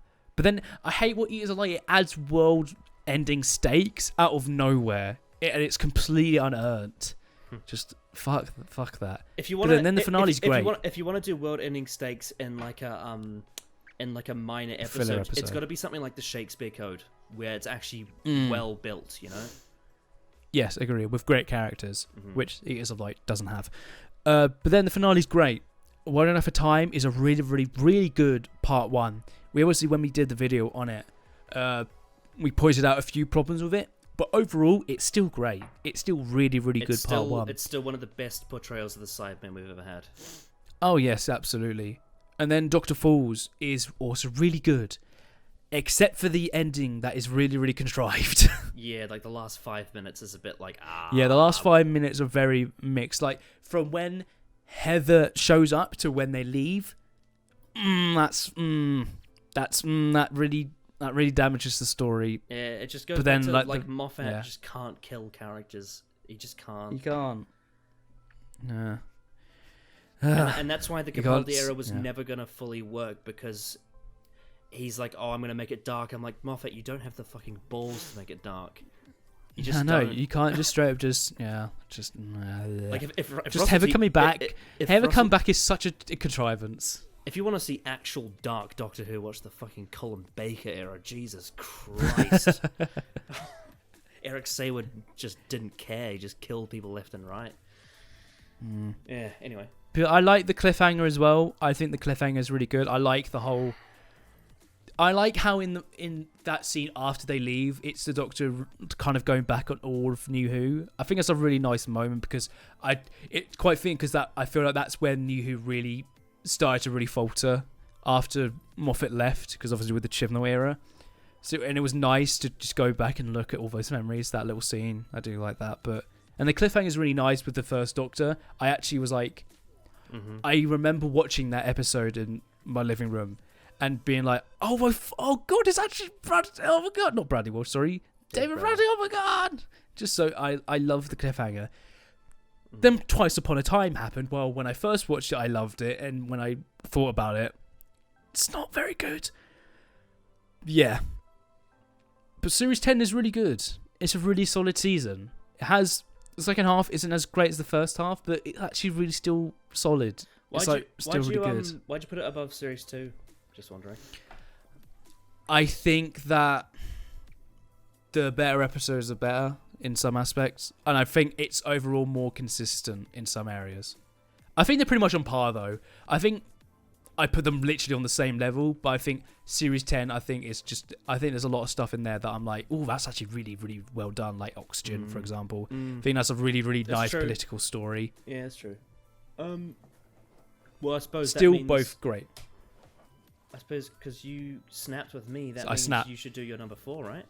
Yes, yeah, that is, yes. My number 4 is Series 3. Series 3 is fantastic and does not get enough praise. I said this the exact same thing the last time I did this list. It gets so much undeserved hate. Oh my god, Series 3 is like, out of all the seasons in New Who, it is the most underappreciated. 100%. And since you did the list last time, you've had an even more nuanced rewatch of Series 3. Exactly. I absolutely love this season even more than I did before. Like, oh my god.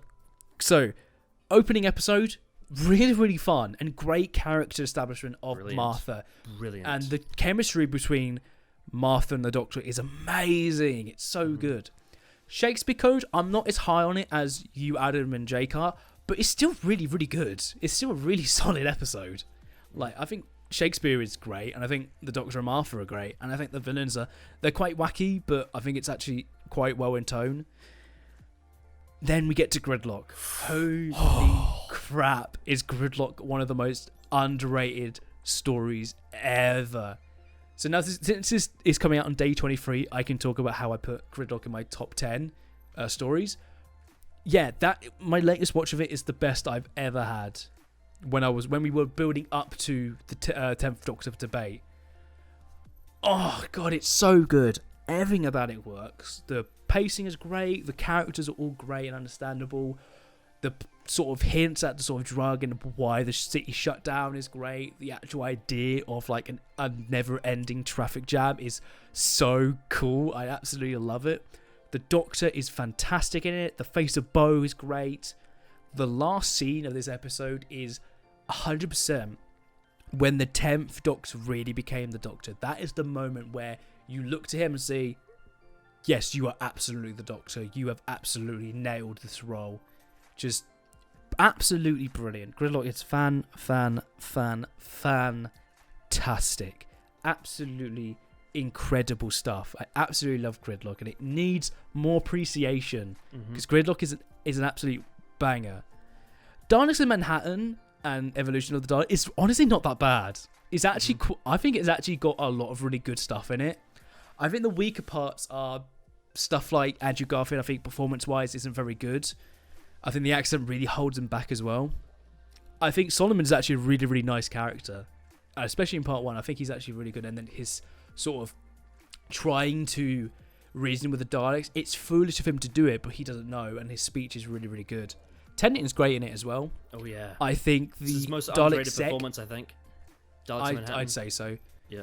I think Dalek Sec, I think is a really, really cool idea. I don't think it's perfectly executed. I think the design is really cool because it is completely gross. It's absolutely horrifying. Yeah. But it's a Dalek. Like, what do people expect? Oh, and the scene where he eats the guy. Oh my god. CGI-wise, it's not good, but it's so gross. It's so still so gross. Ugh. I think Martha's great in it as well. She's great in that. Absolutely. And I sort of like... I think she's great in every episode of Series 3, though. Oh, she is. She's absolutely great. And the little hints of like... Are you going to say what you say? I was just going to say the only one she isn't is Blink, and that's because she's barely in it. Although she still has that really funny moment where she's like, I'm looking after him. That's great. That's really good. Which is a nice tie-into. I think that two-parter is really underappreciated. I think that two-parter is actually decent. I don't think it's perfect, but it's not bad. It's definitely not bad. And then after that is Lazarus Experiment. Lazarus Experiment. Yes, I think Lazarus Experiment is overall not good, but I think it has good moments.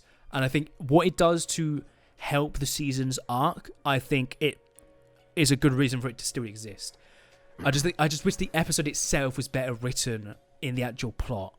But all the stuff it does well with the season arc is great, with obviously Martha's mother justifying completely her reaction to the Doctor. Like, completely. So, yeah. So that was 42? Yeah, 42 after that, yeah. Yeah, 42 is not good. It's it's probably Chipple's best written episode, which is quite sad. So, but 42 is not. It's not like abysmally like horrible, but it's not good. It wastes a really, really decent idea.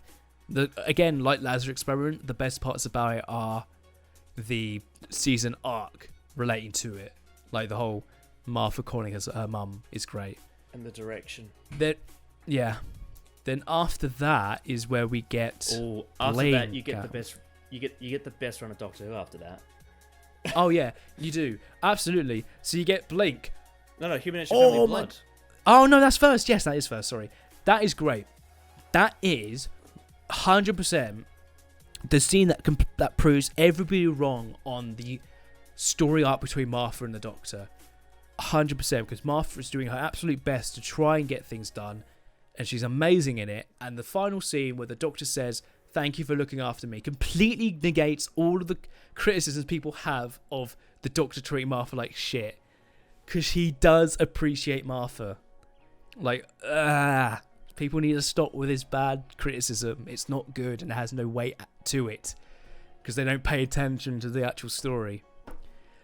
But Human Nature Family Blood in itself is just, it's so well written. All the characters are great. The romance is great. The villains, all four of them, are absolutely funny and amazing. I love all of them. Oh, God, it's so good. Bateson is great. He is fantastic. And the fact that now I've seen him in Game of Thrones and this, I love the actor so much. He is so good. Then after that is Blink. Blink is after that. And that's great. Blink is really, really, really, really good. It's a great horror episode. And it uses an idea that is genius and actually perfects it. And both characters are great. The fact that they carry a Doctor Who episode with like hardly any Doctor is just great. I absolutely love it. Brilliant, brilliant, brilliant. Then after that is Utopia. And Utopia is great. Utopia is pretty darn amazing. The whole thing with the Master reveal and how it's all been built up to with Human Nature, Robot, so good. So good. Oh, I just love it. Derek Jacobi is amazing. He's breathtakingly so well performed. Same with Tennant. Same with Martha. And same with Captain Jack. Oh, they're so good. All of them are so good. Sound of Drums. Brilliant. It is such a great, great story. Just a nice story that is so well built up to the final moments. And you can tell why Spyfall tried to take the idea, but it didn't understand how to actually do it well, like at all. Yeah. So good. I love this episode so much. John Sim is great. He's a good master. Sharp people. He's a great master. He absolutely And is. obviously the finale. Finale in terms of, Last of the Time Lords is really good. It has obviously the Doctor becoming Space Jesus thing. Like visually it's odd. It all makes sense. They all work it really well. But that moment is just a bit iffy. But everything else is bloody great. Martha is fantastic. Tennant when he comes back is great. Especially the scene when the Master dies. Sorry, but if you don't understand how good that scene is and how you don't think that makes sense for the Doctor to act that way, you haven't been paying attention to the season and you haven't been paying attention to New Who as well. Because this has been so well built up to, especially with Tennant's character. It's so damn good. Absolutely fantastic. And the scene with Martha leaving the TARDIS is fantastic and so well built up to that moment. It's how you do a toxic relationship, but with two people actually respecting one another. Series 3 is great. It's so underappreciated. It has one of the two best runs New Who has ever had, and Doctor Who's probably ever had as well. They're definitely up there. This Series 3's second half is perfect. Like it's hard to get better than that. And like, because the thing is with Series 2, you're talking about how like there's a couple of small issues with the Rose thing, but it still works overall, the romance. But the thing with the unrequited love with Martha, there's nothing wrong with it. It's beautiful. Yeah. So good. And it seems to get so much hate. For no reason. Because, oh my god, Tennant's rude. Oh my god. Like, I'd love people to actually criticize it properly and actually give good arguments, but I've not seen one. Imagine there's actually people out there that say that Series 12 is better than Series 3 because Tennant's rude to Martha. He's watch the end of episode 1. Watch the end of episode 1, well, please. See, and here's the problem, because if you refuse to actually have characters act like people, you get characters like what Chris Chibnall has done, and they have no fucking personality. That's the problem. It's just Series 3 is the season where no one pays attention to the actual season arc and more pays attention to like the actual individual episodes that are really good. It's one of those weird seasons where everyone agrees that the good episodes are great, but for some reason they ignore the season arc. I don't get it. But yeah, Series 3 is great. Fantastic. Alrighty. Does that mean it's my number 4? Yes, it is. Alright, now we've hit golden territory for me, as you all know. Yep. I am a fucking mark for this period. My number 4 is Series 2. Yay. Russell T Davies is a genius. This is not his best season. However, it is still brilliant. Almost every episode is good. The only ones that aren't are New Earth, Fear Her, and Idiot's Lantern. Having said that, I still find New Earth and Fear Her fun to watch, and Idiot's Lantern is shit, but at least I can meme it. But everything else, every other episode is brilliant. Tooth and Claw, School Reunion, Girl in the Fireplace, Rise of the Simon Edge of Steel, The Impossible Planet Satan Pit, fucking Love and Monsters is a classic, and Army of Ghosts Doomsday is a brilliant finale. The Torchwood arc is really interesting, especially, and the most interesting thing about it is the fact that Rose and the Doctor are intentionally, and I mean this when I say this, intentionally written to be cavalier, smug, teenagers characters, and the reason why is because they get big-headed and overconfident, and they end up causing their own departure by the actions that they make, such as being the way they are in Tooth and Claw, creating Torchwood, and all the things that they do, and it comes and bites them in the arse, and takes them away and separates them, and that's why it's brilliant. It's really strange to me how people see this as like a surface level just romance story, because it's not what it is. It's a really, really interesting anti-romance. And yeah, it's fantastic.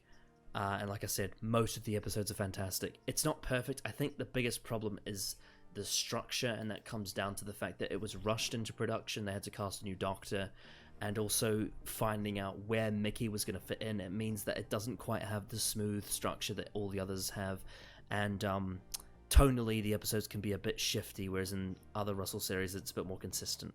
But it's still written really well, I think, and I think it deserves a lot more praise than it gets. I think it's way better than people say it is. I still think it's absolutely superb, and it's just sublime, absolutely sublime. And I don't have much more to say. What is your number 4? Sorry, your number 3. My number 3. This is going to be, I think, the biggest difference. Mm-hmm. My number 3 is Series 5. It's gone down one. It's gone down one because of 2 recent rewatches of this year. Actually, both happened this year, of 2 seasons of this new era of the show. But yes, Series 5 is really great. I think Series 5 has only 2 badly written stories. I think the rest go from pretty decent to great. I think 11th Hour is the best series opener. It is in terms of writing, in terms of direction, acting, and music is fantastic too. It's all top tier. Also well worked. A great introduction for 11th's character. Brilliant. And how it sets up the arc of the season, really well worked. It's really well worked.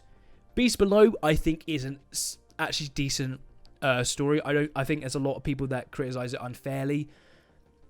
I disagree with the ending. I think the ending is well worked. I think overall it's a nice little story, a nice bit for Amy. There's a lot of really good stuff for her that works into why she's running away, and it's actually really well built up. I think 11's pretty good in it. I think it's probably one of his weaker performances in the season, but I still think he's very good in it. I think there's a lot of nice little bits and pieces there. I think Liz, though, is not good. I think she's actually really poorly acted. I think the actress is not good, and I think she's probably the weakest part of the story. Victory of the Daleks is terrible. It's not good. It's not. It's really not. But the best scene is the bomb scene with Amy. And the people say, I saw this on Twitter when I posted that I thought that scene was really good.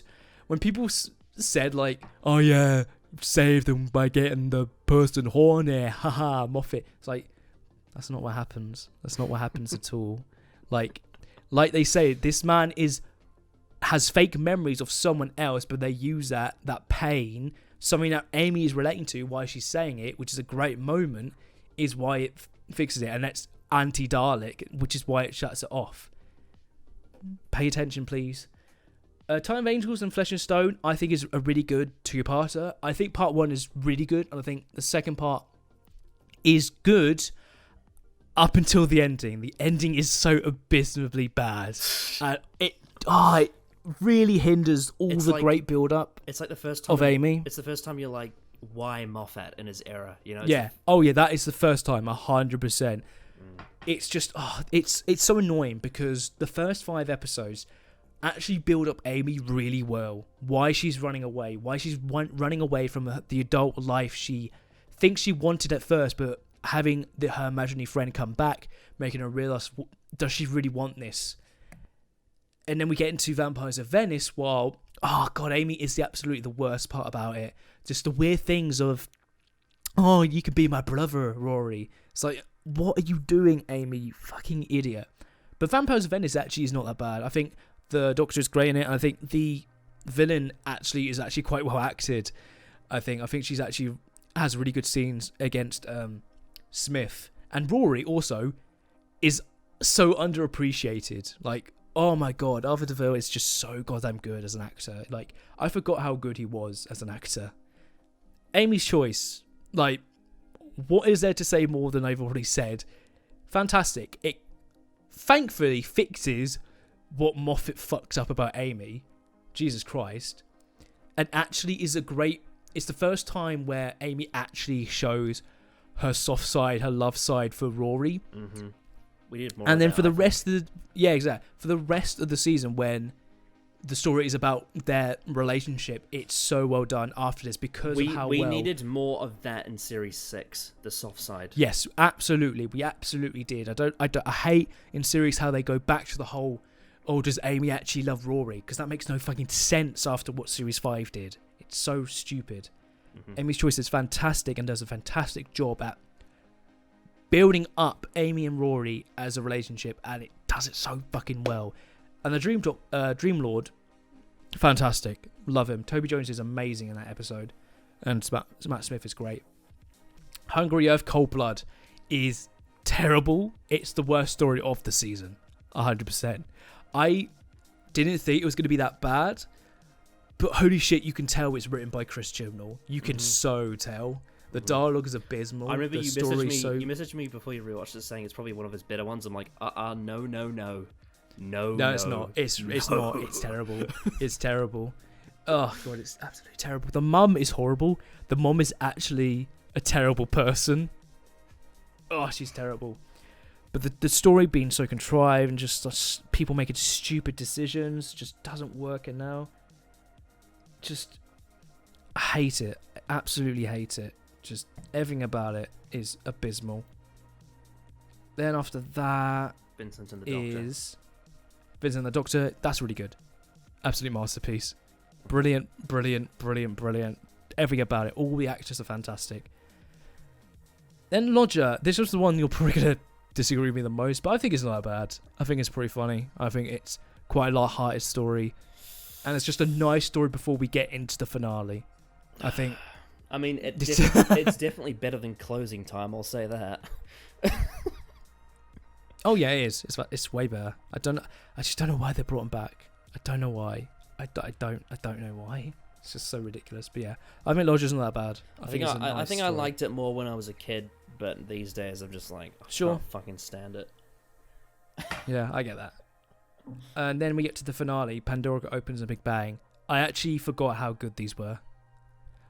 Like, I used to think, like, recently in the last sort of year or so, like, does it actually make sense? Because I feel like there's a lot of stuff in it that doesn't make sense, but actually everything is actually explained, and it's really well worked into this story. And I think everything about it actually really, really, really works. That was never my problem with it. I always knew it made sense, especially after, like, a couple of years ago, I Googled it. I was like, what the fuck is this plot?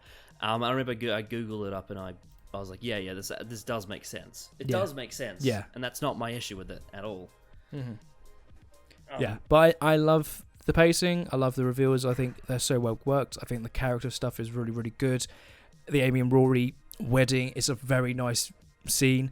And Amy bringing the Doctor back after all the setup with how things are working. Great. Love it. And I think the only reason why it's now in 3, not 2, is because of something I'll get into later, but there's a reason. But yeah, Series 5 is great. Absolutely love it. 2 stories out of the 10 are badly written. Like, completely. So yeah, I love Series 5. I think it's great.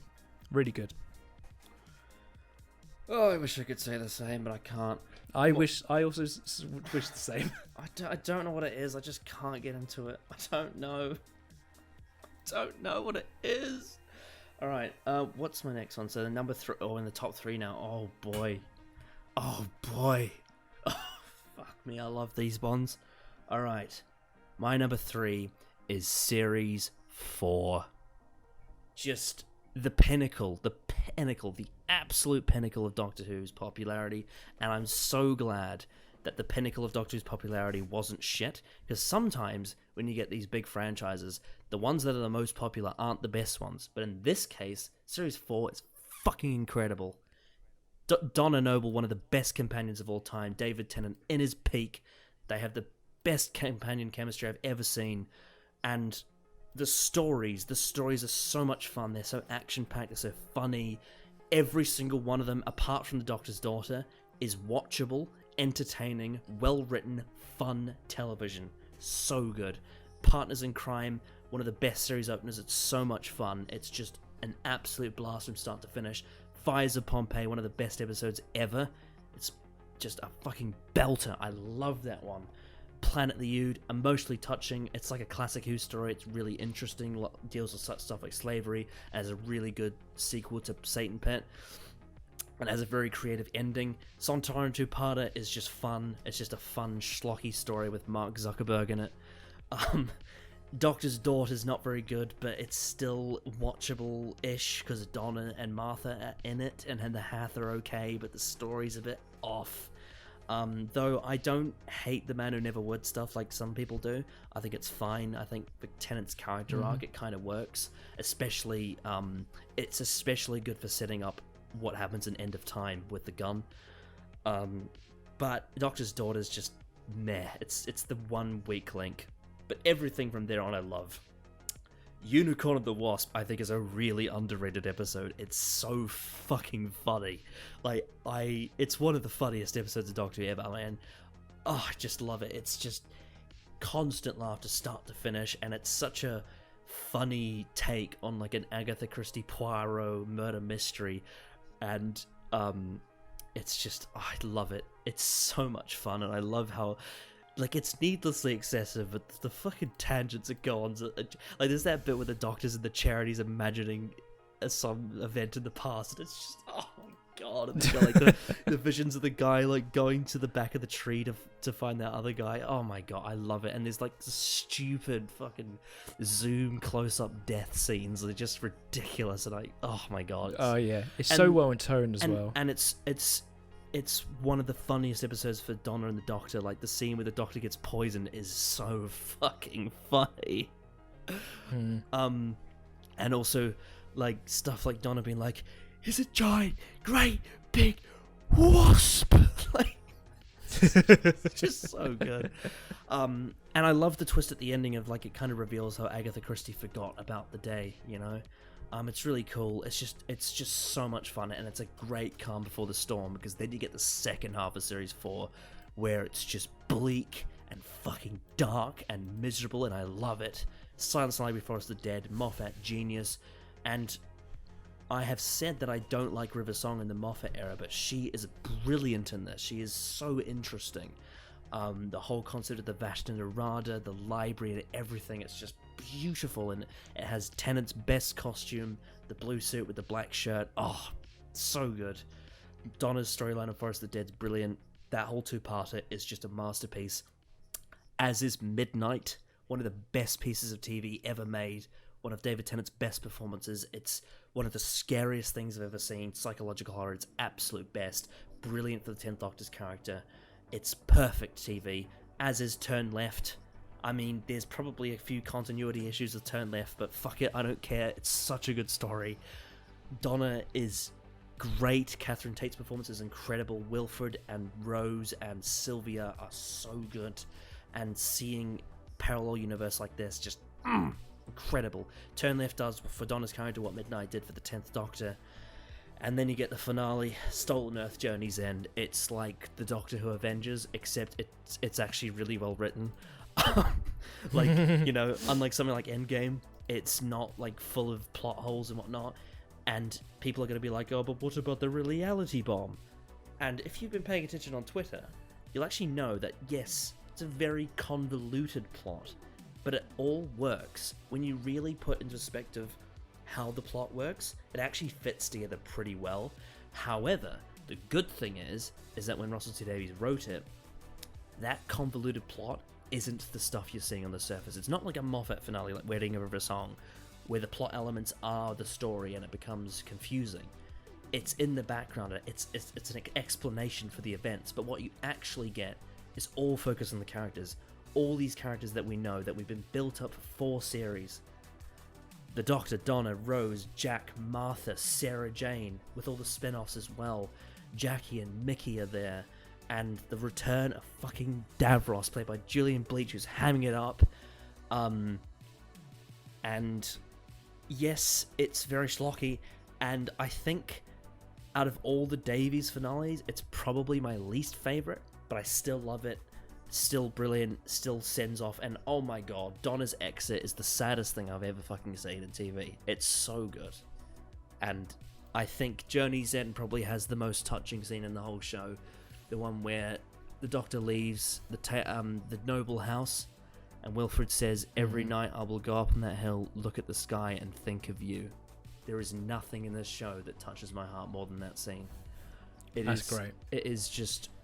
It is the blockbuster season done right. It's not like Series 7 where it's a pile of shite every week. It is brilliant. It is absolutely brilliant. I do not understand how anyone couldn't enjoy this. It's the most entertaining Doctor Who's ever been. It's absolutely brilliant. That's why it's my number 3. What's your number 3? Or your number 2? Number 2, right? My number 2... Yep. You'll like this one. My number 2 is Series 1. Mm-hmm. Yeah. Snap. Series 1 is... Oh. Mm-hmm. Wait, really? Yes. Something's changed. Oh, God. Oh, shit. Oh, shit.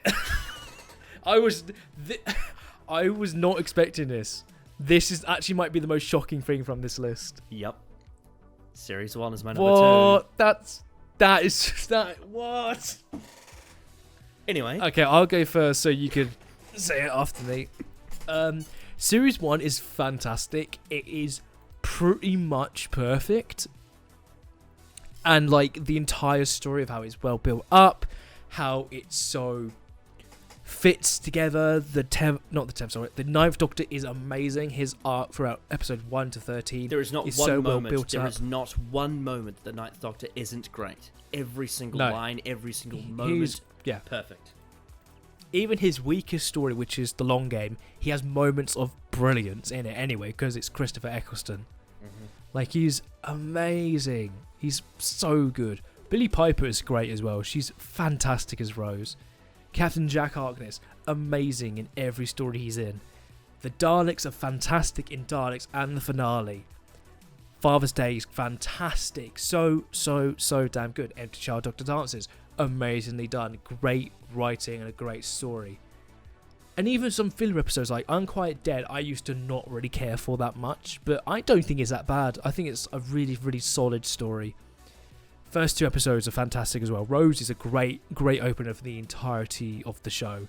Like, it's amazing how well it actually establishes everything about the Doctor that you need to know as a jumping on point. Oh, it's so good. Bad Wolf Party of Ways is fantastic. I absolutely love the finale. It is so well done and a great send-off for this character we get only 13 episodes with, but so much packed in, and it's so damn good. Aliens of London and World War 3 is actually really good. It's so underappreciated how good that two-parter is. It's so well written. Great political story that's so well worked into Doctor Who. Absolutely love it. Then Boomtown. Brilliant. I think it's probably like one of the most underappreciated episodes from the season. I absolutely love Boomtown. It's a great character episode and great for hinting at the sort of romance between 9 and Rose that leads in obviously into 10 and Rose. But yeah, fantastic. Have you mentioned Father's Day yet? Yes, I did. I said Father's Day is fantastic. I absolutely love Father's Day. So damn good. So damn good. Every episode in this season there's no bad episode in this season at all. Not one. Yep. Love it. Brilliant. Yep. So my thoughts on Series 1 are exactly the same as they were the last time we did this list. It's number 2 now, but I'll explain why. But like you said, every episode's good. The only one that isn't great is The Long Game, and it's still a good episode. That says a lot. The Ninth Doctor is a perfect character. I absolutely love him. Rose is brilliant in this. Her chemistry with Eccleston is off the charts. Captain Jack is off the charts. Mickey is brilliant. Jackie's brilliant. Even fucking Adam Mitchell is good. He's actually a good character, and like you said, Rose, brilliant way to introduce the show. End of the World, again, great second episode. Unquite Dead, great third episode. And Aliens London World War 3, so fucking underrated. Such a brilliant story. Dalek, one of the best of all time. Father's Day, one of the best of all time. Empty Child Doctor Dancers, one of the best of all time. Boomtown is one of the most underrated episodes ever. It's such a good character piece. And it also has my favourite finale, Bad Wolf and the Parting of the Ways. The story that got me into the show. It is exquisite TV. It is so good. The overarching plot of Bad Wolf is simple, but it works. And the way it ties into Rose and the Doctor's characters and the way it culminates in the finale is just... It's everything you could have wanted.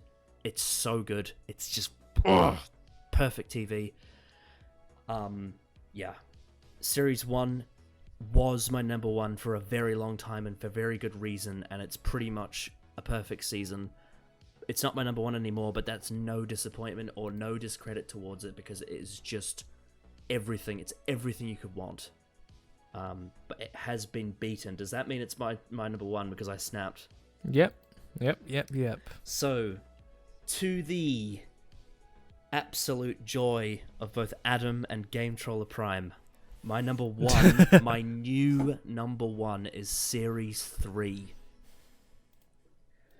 And it's because after watching those few episodes again with Jake, and obviously I did rewatch a few episodes again earlier this year as well, I sat down and I compared Series 1 and 3, and I thought to myself, I was like, hang on a second. They are really close now that I've really rewatched some of these episodes and thought about some things. And I thought, why don't I do a little test and compare the two? And I thought, okay, if I'm really going to settle an ultimatum, what should I do here?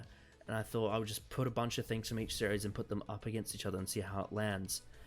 And I thought, okay, the Doctor. Do I prefer the 9th Doctor or the 10th Doctor from Series 3? And I went with the 10th. Do I prefer Rose or Martha? I went with Martha. Do I prefer Bad Wolf or the Saxon arc? I prefer the Saxon arc. And then I did all the episodes, and Series 3 came on top as well. I ended up getting 3 points for Series 1 and 13 points for Series 3. And I think in that moment I just thought, you know what, fuck it, it's my number one. Because Series 3 is so good. It has my favourite bit of character development I've ever seen in any TV show. I mean that, bottom of my heart, which is why I get so passionate, so angry when people criticize it on Twitter, because they don't understand it. It's fucking phenomenal. The stuff between the 10th Doctor and Martha Jones is phenomenal. It is so good. And after rewatching Smith and Jones with Jake, it's my new favourite series opener. It's overtaken Rose. I absolutely love that episode to pieces. Shakespeare Code is so much fun. It's one of the funniest things I've ever seen in my life. It's brilliant. Gridlock is one of the best episodes of TV I've ever seen. Having now watched Blade Runner and reviewed it in this calendar, I can safely say that it's a great homage to that film, but it's also its own story. And the themes that are through it, we talk about all the time about themes. Not only are they brilliant themes, but they're so well executed. The way that this series uses religion to create its story, the way that it uses the theme of, can you stop lying to yourself and be honest? Can you see the truth behind it and stop letting your faith blind you? Which ties into Gridlock with the people on New Earth. It ties into the Doctor not lying about Gallifrey and Rose. It ties into Martha not having so much faith in the Doctor to let it rule her life and letting go and saying, I need to get out. And it ties into the Master, who had faith that even though he used a paradox machine to create a false timeline, he had faith that he would never lose, and it fucked him over in the finale. And that right there is the most underrated thing about this series. The thing that everyone seems to misunderstand is how brilliant Last of the Time Lords is. How the whole fucking point is that the Master fucked himself over. Everything that happened in that whole year was false. It was all just for show. It was everything that he thought he was doing. It was all a lie, a face, a mask behind the truth that the Master could never, and he could never overcome the Doctor because he just doesn't have the power, and that kills him inside. I love that. On top of that, you've got the episodes as well. Daleks Been Happening, Evolution of Daleks is so fucking underrated. Great middle parts of the Cult of Skaro trilogy. It's a lot of fun. It's so ridiculous but great. It's like a Colin Baker story. It's like one of those. It's great. Has some great underrated performance from Tennant and Martha as well. And Dalek Sec is just brilliant. Just such a whack design, but I love it. And then you've got the Lazarus Experiment. I think it's a really underrated episode. It's not perfect. The CGI on the monster is not good, but all the stuff with Mark Gatiss is fantastic, and all the stuff with the overarching story with Martha's family and the Saxon group is fantastic, and especially the ending. I love the way the episode ends with the Doctor basically explaining why living forever is a curse, and this ties into the 10th Doctor's whole arc. And I love the way the Lazarus Experiment ties into the Sound of Drums as well. It sets up a lot of things for the Master. 42 is the weakest of the series, but I still think it's fun. I think all the stuff with Martha's mum is fantastic, and I think the direction is excellent, and I think I love the way it has, at this point in the series, now that the Doctor and Martha have become true friends, he is willing to put his whole life on the line to save her. It's very Fifth Doctor-esque, I think. And I love the bit at the end where he gives her the TARDIS key. It just really reaffirms their friendship right before the sting of the next story.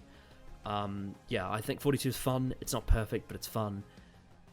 And then the second half of the series is the best run of episodes in the whole show. Human Nature Family of Blood is one of the best things I've ever seen. The character drama is brilliant. The villains are brilliant. The plot's brilliant.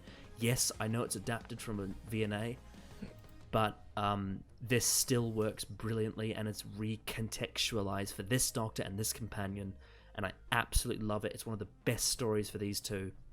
An absolute cornerstone, despite what Joey might think. It's an absolute cornerstone for Martha and her character development, and for the Doctor, showing why he can never love a human.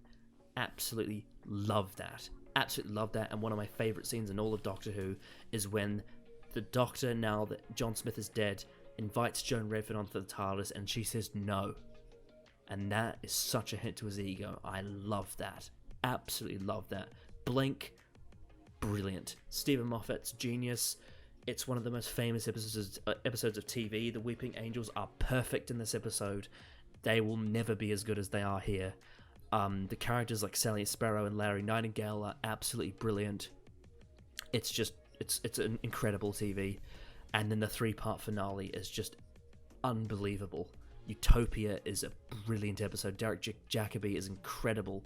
The Doctor, Martha, and Jack are incredible. Everything about it, the whole way the story arc ties together, with the face of Bo saying "You are not alone," with the chameleon arch from Human Nature Family of Blood coming back, with the Master also being a human disguised as Professor Yana, with it all tying into Torchwood with Jack and the Hand, and then leaving with that massive cliffhanger, and then that story also setting up things to come in the finale with the Toclophane, and you've got John Sims' Master being the Prime Minister, and you get this brilliant political drama, and it's so different to the other Davies finales. The other Davies finales are great, but they're very blockbuster, whereas this one is political. It's so interesting, it's so unique. And you get scenes like the Doctor and the Master's phone call. It gives you so much backstory and the characters. It's so good. And then the Doctor being completely on the back foot. The fact that all of the action is taken away for the final episode. The fact that the Doctor and Jack are completely out of action. And Martha Jones herself is the only person that can save them. She's the only one left. She's the only one that can break this facade that the Master is living under and return things back to normal. And the fact that she goes on this fucking adventure, it's brilliant. I love the whole meta-crisis thing in Journey's End. I think it's cool. But the one thing about it that I think is less of it comparatively is the fact that it's all sort of a coincidence. And I think that's fine. It works fine for the story. But something like this, something like Martha traveling the entire world for a year to save the Doctor and to save the world. It's so compelling, and it just really shows how far she's come as a character. And yes, the T-pose Jesus thing is really over the top, but it's just a fun bit of decoration on the episode. I honestly don't think it's as bad as people say. And then the last 10 minutes of drama is just incredible stuff. The Master refusing to generate and die, it just perfectly rounds off the whole series. Martha leaving the Doctor, hitting his ego where he needs it, and Jack revealing that he might be the face of Bo. Oh my god. It's just everything. Russell doesn't leave a single stone unturned. The whole series is paid off brilliantly. And like Adam said in the underrated video last year, Last of the Time Lords is like Endgame, but only better. Because it's actually really well written. It's so well written. Yeah. Series 3 is my new number 1. I absolutely love it.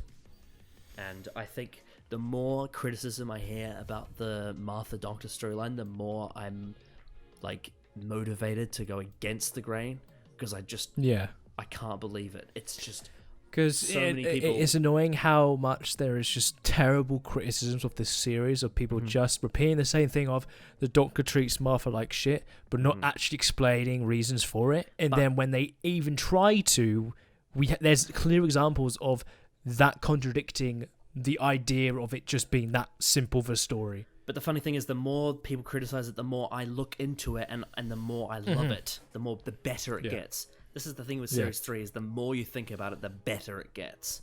And it's like the opposite of, it's like the opposite to Last Jedi, where the more you talk about it, the worse it gets. Whereas the more you talk about this, the better it gets.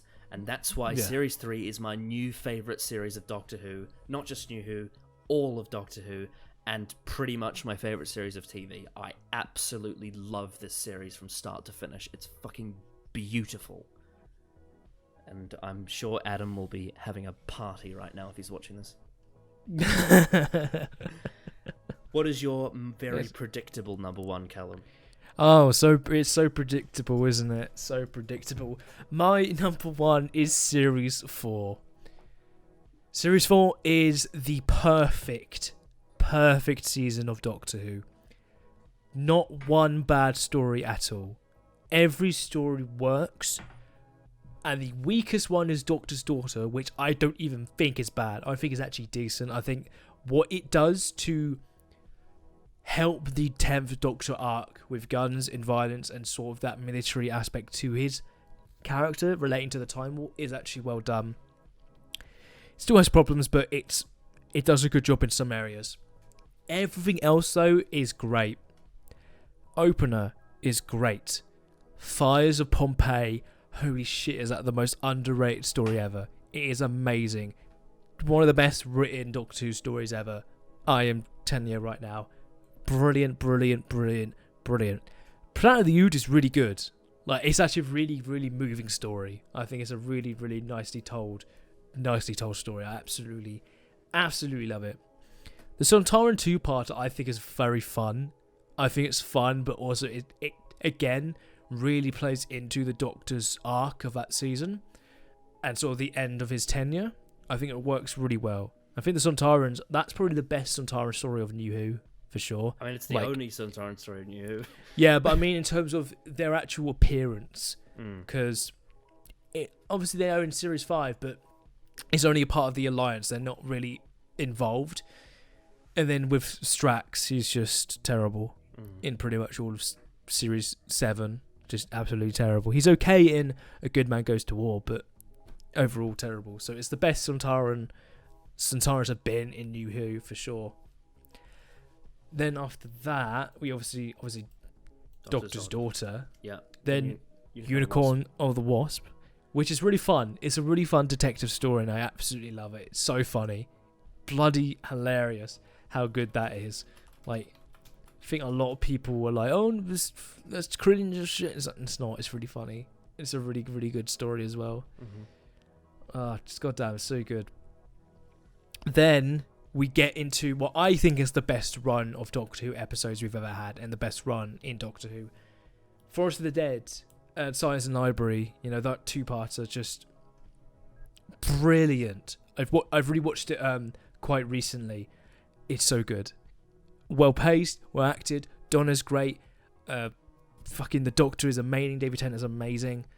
River Song at her best in her first appearance at her end of her life.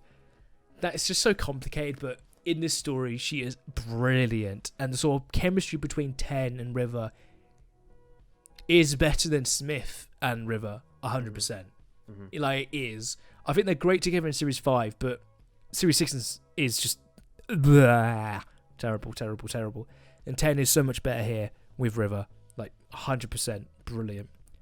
Then we get to Midnight, which is my second favourite story in Doctor Who. It's so good. Oh my god, it's so good. A fantastic idea, but such a brilliant self-contained story about humanity and fear and the fear of the unknown. Brilliant by Russell T Davies. You'd think this was written by Moffat, but really it's written by the genius that is RTD. Just absolutely love Midnight. He did Moffat better than Moffat did Moffat that week. Yeah, he wrote the better, like, unique creative story, and it was one up. I think it's because he wrote a concept that is as brilliant as Moffat's best episodes, but what Davies does better than any writer is character drama. And that's what Midnight has. It has the best of both. It's so good. How fear and the fear of the unknown and fear in a contained space can just show the worst of humanity. Just like him trying so hard to like do what he normally does, but because of the situation, it just doesn't work. And then the acting from Tennant, also David Troughton is so good in that. I love he's that. great. He's really good. It's almost interesting because he almost displays a kind of like anxious sort of fear that the second Doctor would have. It's almost like the second Doctor being scared of his future, you know? Yeah. Absolutely amazing. Absolutely love it. The acting from Tennant in the whole story is brilliant. Especially when he actually thinks he's about to die. Like, holy shit, his face is just... I think, honestly, so Midnight is the closest the Doctor's ever been to death in the whole show. 100%. 100%. Like, actual death. Like, actual he will die. It's brilliant. Love it. Midnight is perfect. Turn Left is amazing. So dark and so character-driven with Donna. Oh my god, I love it. The plot is resolved by Donna killing herself. Yep. And this works so fucking well. Rose is great in it as well. She's brilliant. Absolutely love her. I think like I love the way how Billie Piper, now that she's come back and she's a couple of years older, she's a like more mature gravitas to her performance. Like, she just has this different aura about her. She's a lot of the like the teenagery stuff is gone now, and she feels like a grown up woman, you know? Yeah, and it makes sense because years have passed now. Because especially in her universe, time goes faster there than in the world that we're in. So it's really well worked, and she benefits from that. Yeah, Rose is great. Then Stolen Earth and Journey's End, brilliant. Great finale, fantastic finale. Actually building upon everything that's come before and paying it all off in this story.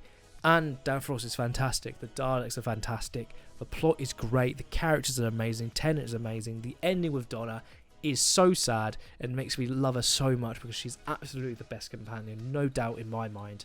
Just absolutely, absolutely brilliant. Absolutely love it. And obviously this season obviously has Waters of Mars in it as well. Which is Tennant's second last story. Yeah. Like, holy shit. Waters of Mars is... It's one of the best pieces of TV I've ever seen. It's the best written... It's the best written Doctor Who story. No doubt in my mind. Like, holy shit, it's so good. Literally, there's no flaws in it. I can't point anything out. Just perfect, perfect, perfect. Yeah, Series 4, in my mind, is literally the perfect season of Doctor Who. And I don't think there's... When I'm looking at all these stories, the only thing you can criticise as not that good is Doctor's Daughter. But even then, it's not even that bad. It's really not. Yeah, I just all of these stories, just brilliant. So well done. Just Doctor Who at its very peak. And it's absolutely perfect. And I cannot point a single flaw in Series 4. It's incredible stuff. Incredible. Well, there we go. Nearly 3 hours. Yep, we did it. Jesus Christ. Doctor Who's had some good and bad times. Oh, it certainly has. And I mean, the thing is, like, people might be thinking that because I only gave positive, like, massively positive thoughts on, like, 5 out of the 12 series, that I'm, like, negative on this show. If this was to include Classic Who, I would be very positive on this show. Because I love Classic Who. I love most of Classic Who. Most of it. Just the vast majority of the seasons would be very high up there. But yeah, the pinnacle for me is the Davies era. I fucking love the Davies era. It's just incredible TV.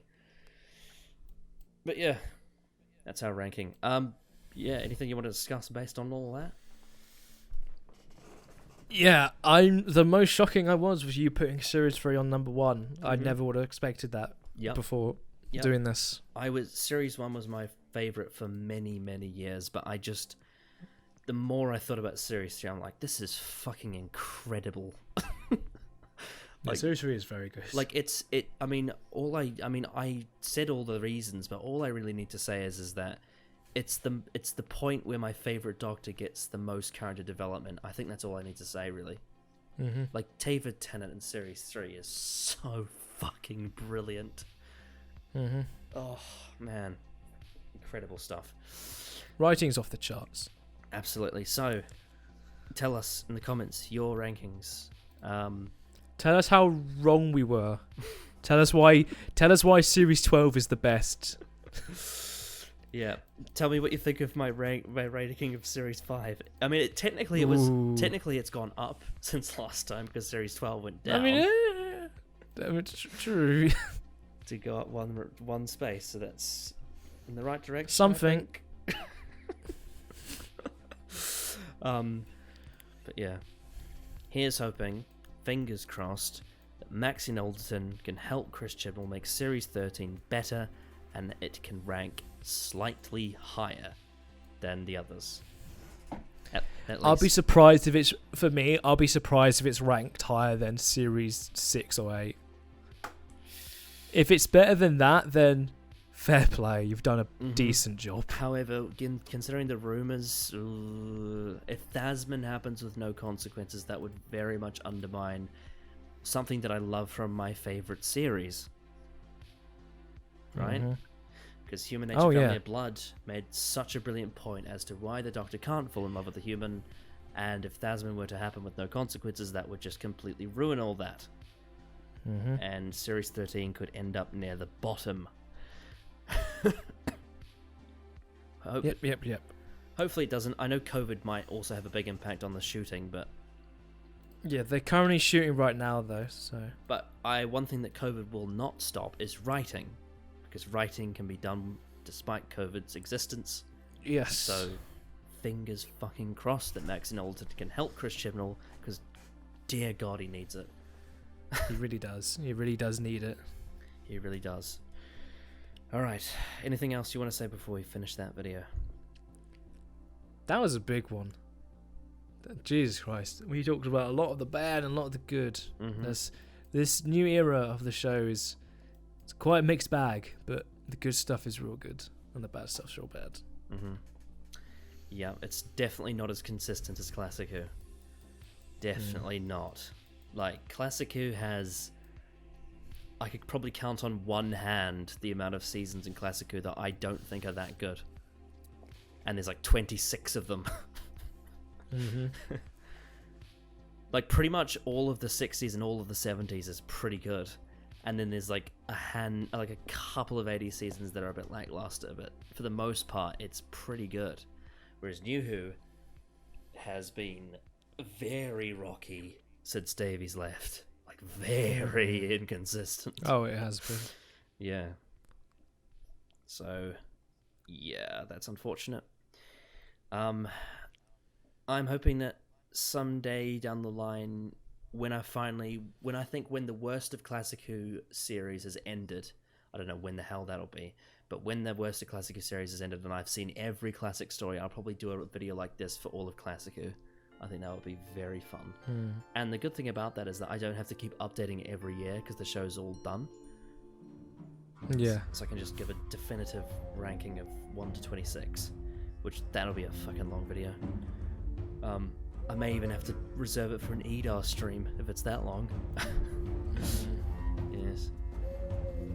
Anyway, I hope you all enjoyed, and we will see you all tomorrow, hopefully, for day 24.